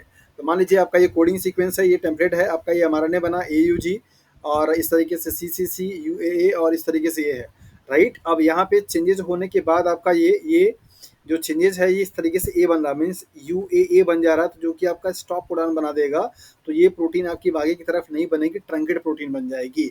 तो एक ऐसा म्यूटेशन जो कि किसी एक कोडिंग सीक्वेंस को चेंज कर दे नॉन कोडिंग सीक्वेंस में, मीन्स स्टॉप कोडॉन में चेंज कर दे, तो उसको आप बोलते हैं नॉन सेंस म्यूटेशन।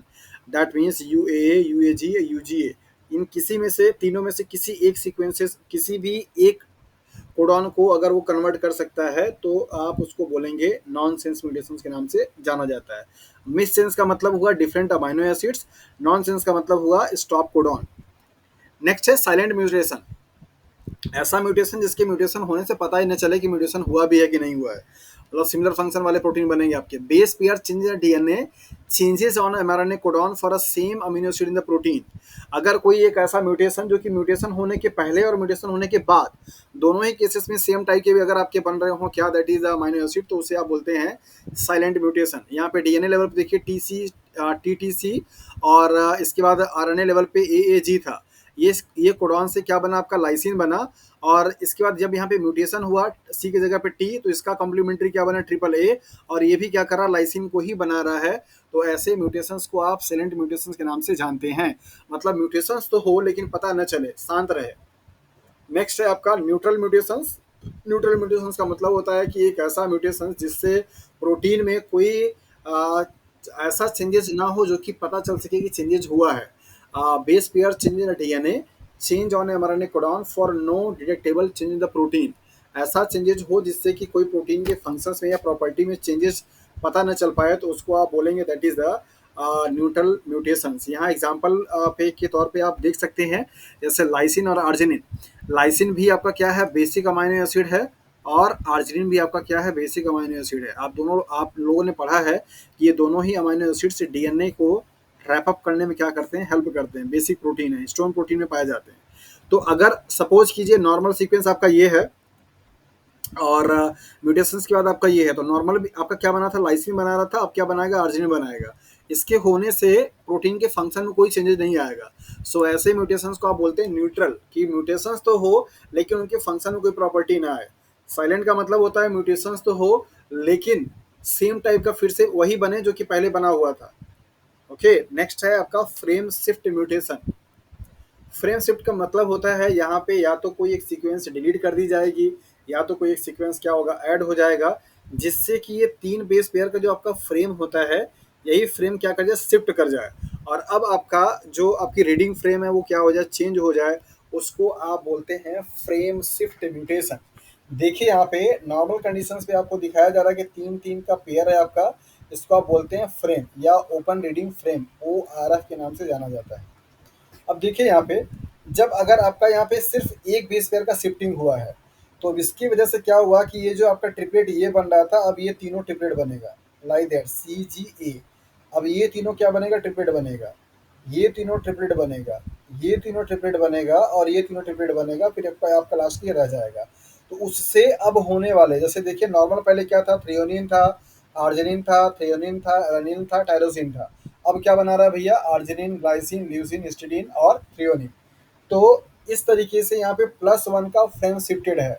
एक अमीनो मतलब एक न्यूक्लियोटाइड जो है वो आगे तरफ क्या किया गया, मूव कर दिया गया। ऐसे टाइप के चेंजेस को आप फ्रेम शिफ्ट म्यूटेशंस के नाम से जानते हैं। तो 5 टर्म आपको यहाँ पे पढ़ाए गए हैं, miss sense, non sense, silent, neutral and frame shift. Miss sense का मतलब ये हुआ कि किसी फंक्शनल प्रोटीन का जो सीक्वेंस था उसको चेंज किया जाए जिससे कि डिफरेंट टाइप की प्रोटीन बने।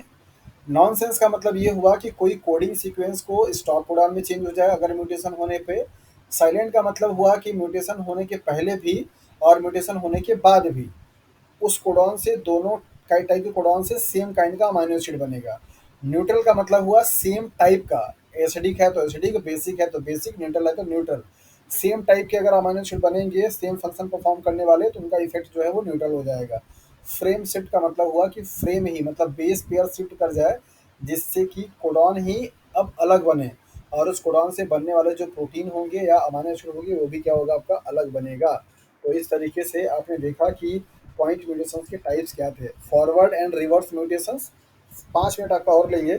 फॉरवर्ड एंड रिवर्स, हाँ जी।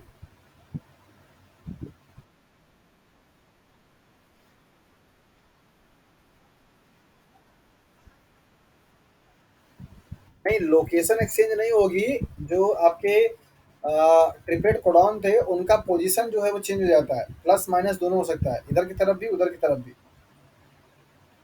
उसको आप बोलते हैं फ्रेम शिफ्ट। जिसकी बात आप कर रही हैं उसको बोलते हैं, अभी आपको आगे पढ़ाएंगे, उसको बोलते हैं ट्रांसलोकेशन। है ना?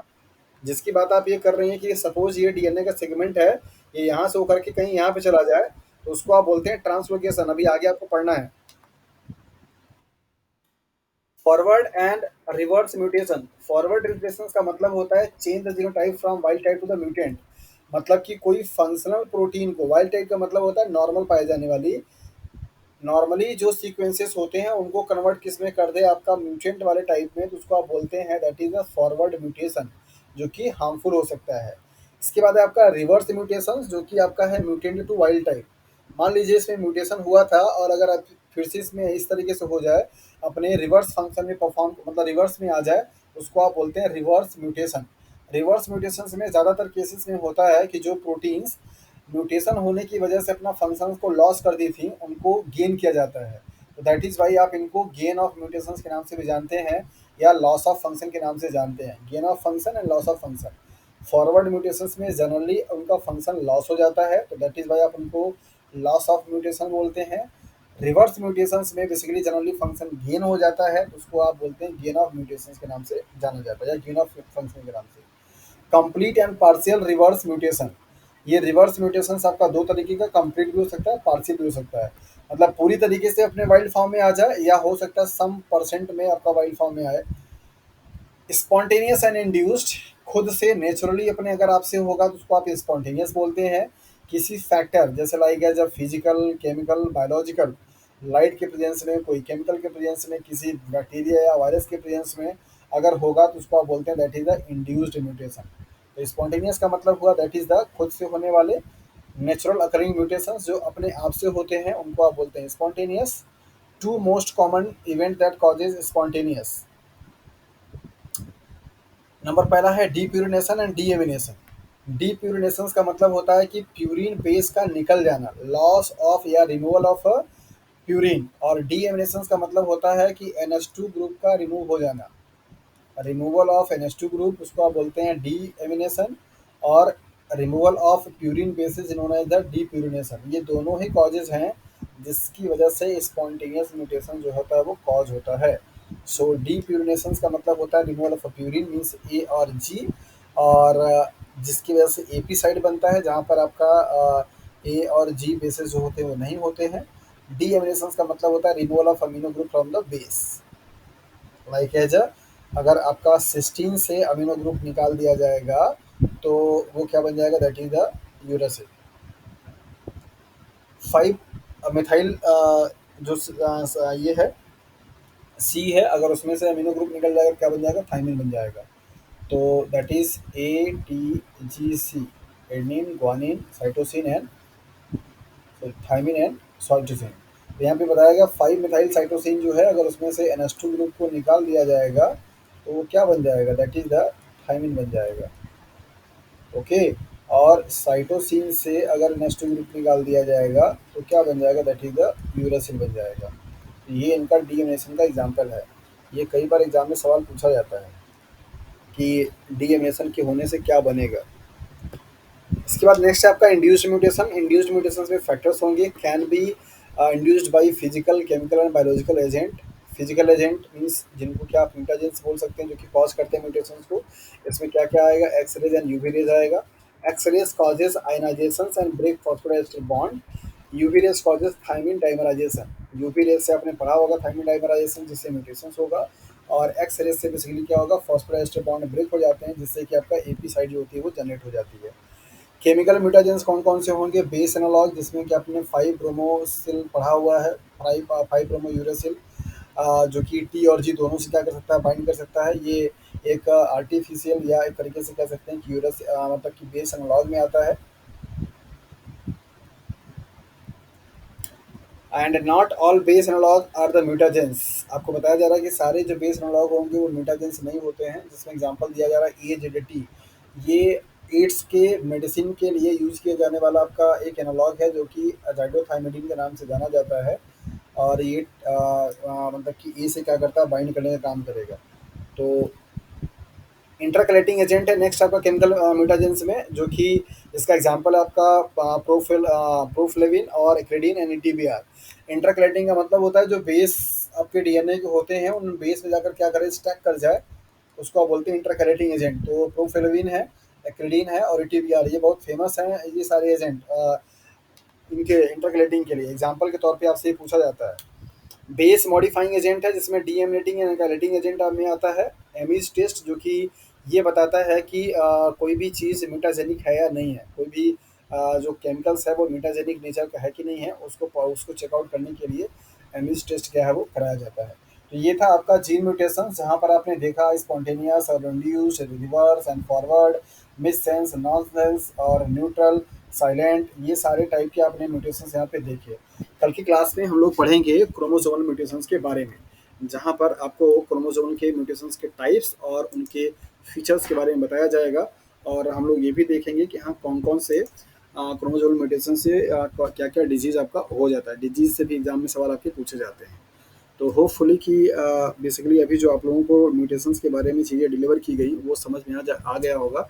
आप एक बार क्या करेंगे कि इस फाइल को पढ़ लेंगे और इस लेक्चर को देख लेंगे तो सारी चीज़ें क्लियर हो जाएंगी। ओके।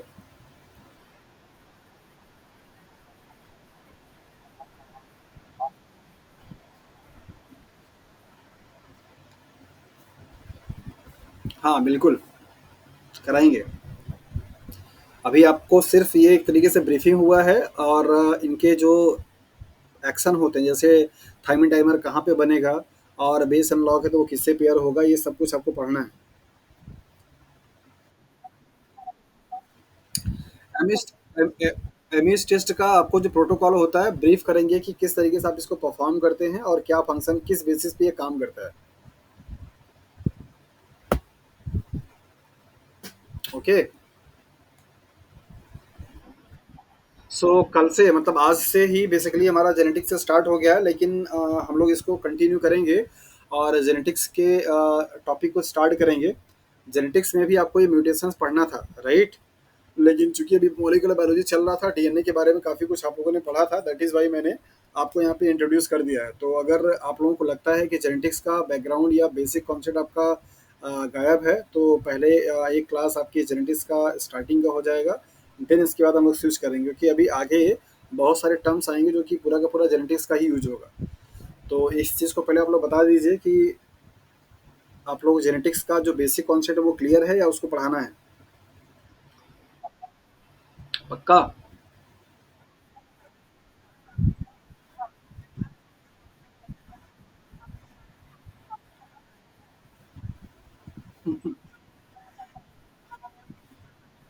अरे अमित टैलेंटेड था नहीं, ये पढ़ पढ़ के टैलेंटेड हो गया यहाँ से। अच्छा चलिए, ठीक है, लेकिन मैं एक चीज़ बोलना चाह रहा हूँ कि जेनेटिक्स के लिए पहले से ही जो मैंने आप लोग मतलब लेक्चर लिया था रिकॉर्डेड वीडियो का, वो वीडियो मैं आपको शेयर कर दूंगा। अगर वो वीडियो आप लोग देख लेते हैं तो आपको लगभग जेनेटिक्स में जो प्रॉब्लम आती है बेसिक कॉन्सेप्ट को लेकर के वो पूरा का पूरा कंप्लीट हो जाएगा, राइट? बट फिर भी चूंकि वो रिकॉर्डेड वीडियो होगा तो आवाज़ कट रही है।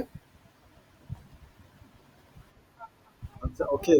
मैंने आपसे आप लोगों से ये बोला कि जेनेटिक्स के लिए जो पहले केवीएस पीजीटी के टाइम पे जो बैचेस लिया था उस पे जेनेटिक्स जब पढ़ाया था तो उसमें बहुत अच्छे से पूरा बेसिक्स कॉन्सेप्ट समझाया हुआ है। वो वीडियो का लिंक मैं आपको शेयर कर दूंगा, एक बार आप उसको गो थ्रू हो लीजिएगा। और इसके साथ साथ तो आपको थोड़ा सा समझने में आसानी रहेगी, बाकी फिर आपको यहाँ पे डिस्कस कर देंगे हम, ठीक है? ओके।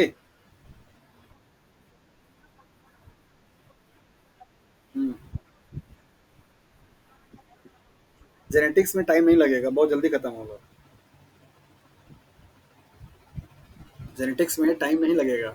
जेनेटिक्स में बहुत लिमिटेड चीज़ें पढ़ानी है और उसमें बहुत सारी चीज़ें ना पूरा मैथमेटिक्स है वो, मतलब पूरा कॉन्सेप्ट होता है। एक बार अगर आपको मैंने कॉन्सेप्ट उसको डिलीवर कर दिया, आप उसके बेसिस पे बहुत सारे प्रॉब्लम्स आप करा पाएंगे। ट्राई हाइब्रिड क्रॉस का निकालने के लिए F1 generation, F2 generation, right? और टेस्ट क्रॉस, बैक क्रॉस, ये सारी जो चीज़ें होती हैं ये सब पूरा कॉन्सेप्चुअल है।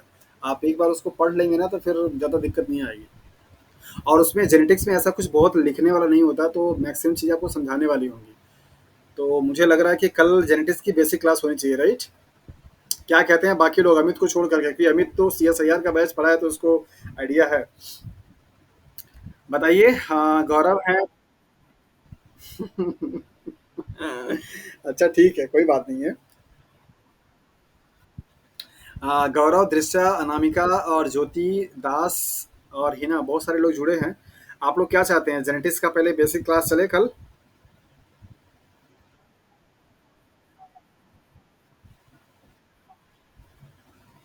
जेनेटिक्स का बेसिक तो मेंडेलियन से स्टार्ट होगा ना, क्या नाम है, गौरव?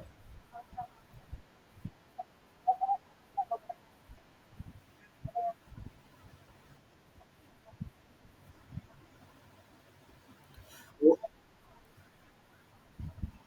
अच्छा, एक सेकंड, मैं दो सवाल पूछूंगा, उस दो सवाल से मैं क्लियर कर दूंगा कि क्या होना चाहिए। कितने लोग हैं जो कि जिनको ये लगता है कि उनका जेनेटिक्स का बेस बना हुआ है, मतलब अभी भी उनको जेनेटिक्स की नॉलेज है, ईमानदारी से? अच्छा, ओके, चलो, गौरव को लगता है कि गौरव के पास है। और कोई?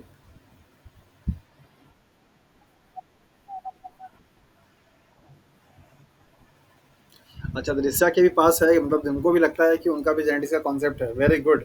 तो चलिए, जिनके जिनके पास जेनेटिक्स का कॉन्सेप्ट है, कल की क्लास में पहले सवाल उन्हीं से पूछा जाएगा।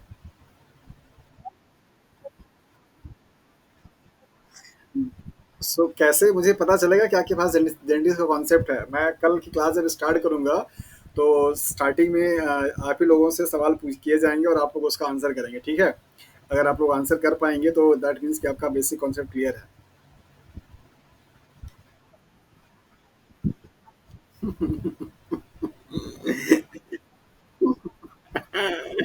चलिए, ओके, कोई नहीं, अभी मैं आप लोगों को वो वीडियो का लिंक शेयर कर दूंगा, आपको फ्री टाइम होगा तो आप देख लीजिएगा। वैसे कल जेनेटिक्स की क्लासेस चलेंगी बेसिक से, ताकि सब लोगों के, किसी को भी ये मतलब कहने का मौका नहीं मिलना चाहिए कि मुझे ये चीज़ नहीं बताइए, राइट? सबको इक्वली सारी चीज़ें मिलनी चाहिए। तो मिलेगी आप लोगों को सारी चीज़ें, और कल की क्लास में हम लोग पहले जेनेटिक्स का पूरा प्रॉपर पढ़ेंगे। और होपफुली कोशिश करेंगे कि कल आपका जो मेंडेलियन का जेनेटिक्स है, जिसमें कि सबसे पहले तो जेनेटिक्स के जो टर्म्स एंड टर्मिनोलॉजी होते हैं ना, उनको समझना बहुत जरूरी है। Like as dihybrid cross क्या है, मोनो हैबिट क्रॉस क्या है, right? F1 generation, F2 generation, homozygous, heterozygous, recessive, dominant, ये सब बहुत कुछ टर्म्स होते हैं जिनको कि एलिस क्या होता है। तो ये सारी जो चीज़ें होती हैं, ये आपको जानना बहुत जरूरी है, अदरवाइज आप जेनेटिक्स में हमेशा फंसते रहेंगे। ओके, तो कोशिश करेंगे कल आपको बहुत अच्छे से समझाने की। और वैसे भी जेनेटिक्स बहुत इंटरेस्टिंग सब्जेक्ट है, बहुत मज़ा आता है उसको पढ़ने में भी और पढ़ाने में भी, क्योंकि वो पूरा का पूरा जैसे मैथमेटिक्स होती है। तो पर्सनली मुझे तो बहुत मज़ा आता है जेनेटिक्स को, मतलब जब भी मैं स्टूडेंट लाइफ में था तो पढ़ने में मज़ा आता था, और अभी जब मैं, मुझे पढ़ाना होता है तो भी बहुत मज़ा आता है, इंटरेस्ट, मैं बड़ा इंजॉय करता हूँ जेनेटिक्स को पढ़ाने में। चलिए, होपफुली कि ये चीज़ आप लोगों को भी अच्छी फील हो, मतलब आप लोगों को भी अच्छा लगे जेनेटिक्स पढ़ करके। मिलते हैं कल की क्लास में, तब तक आप लोग अपना ख्याल रखिए और अच्छे से स्टडी पे फोकस करते रहिए। और स्टार्टिंग में जो मेरा 10 मिनट आप लोग डेली लेते हैं ये समझाने में, कृपया प्लीज़ उस पर कुछ काम भी करिए। ओके। हाँ, हाँ।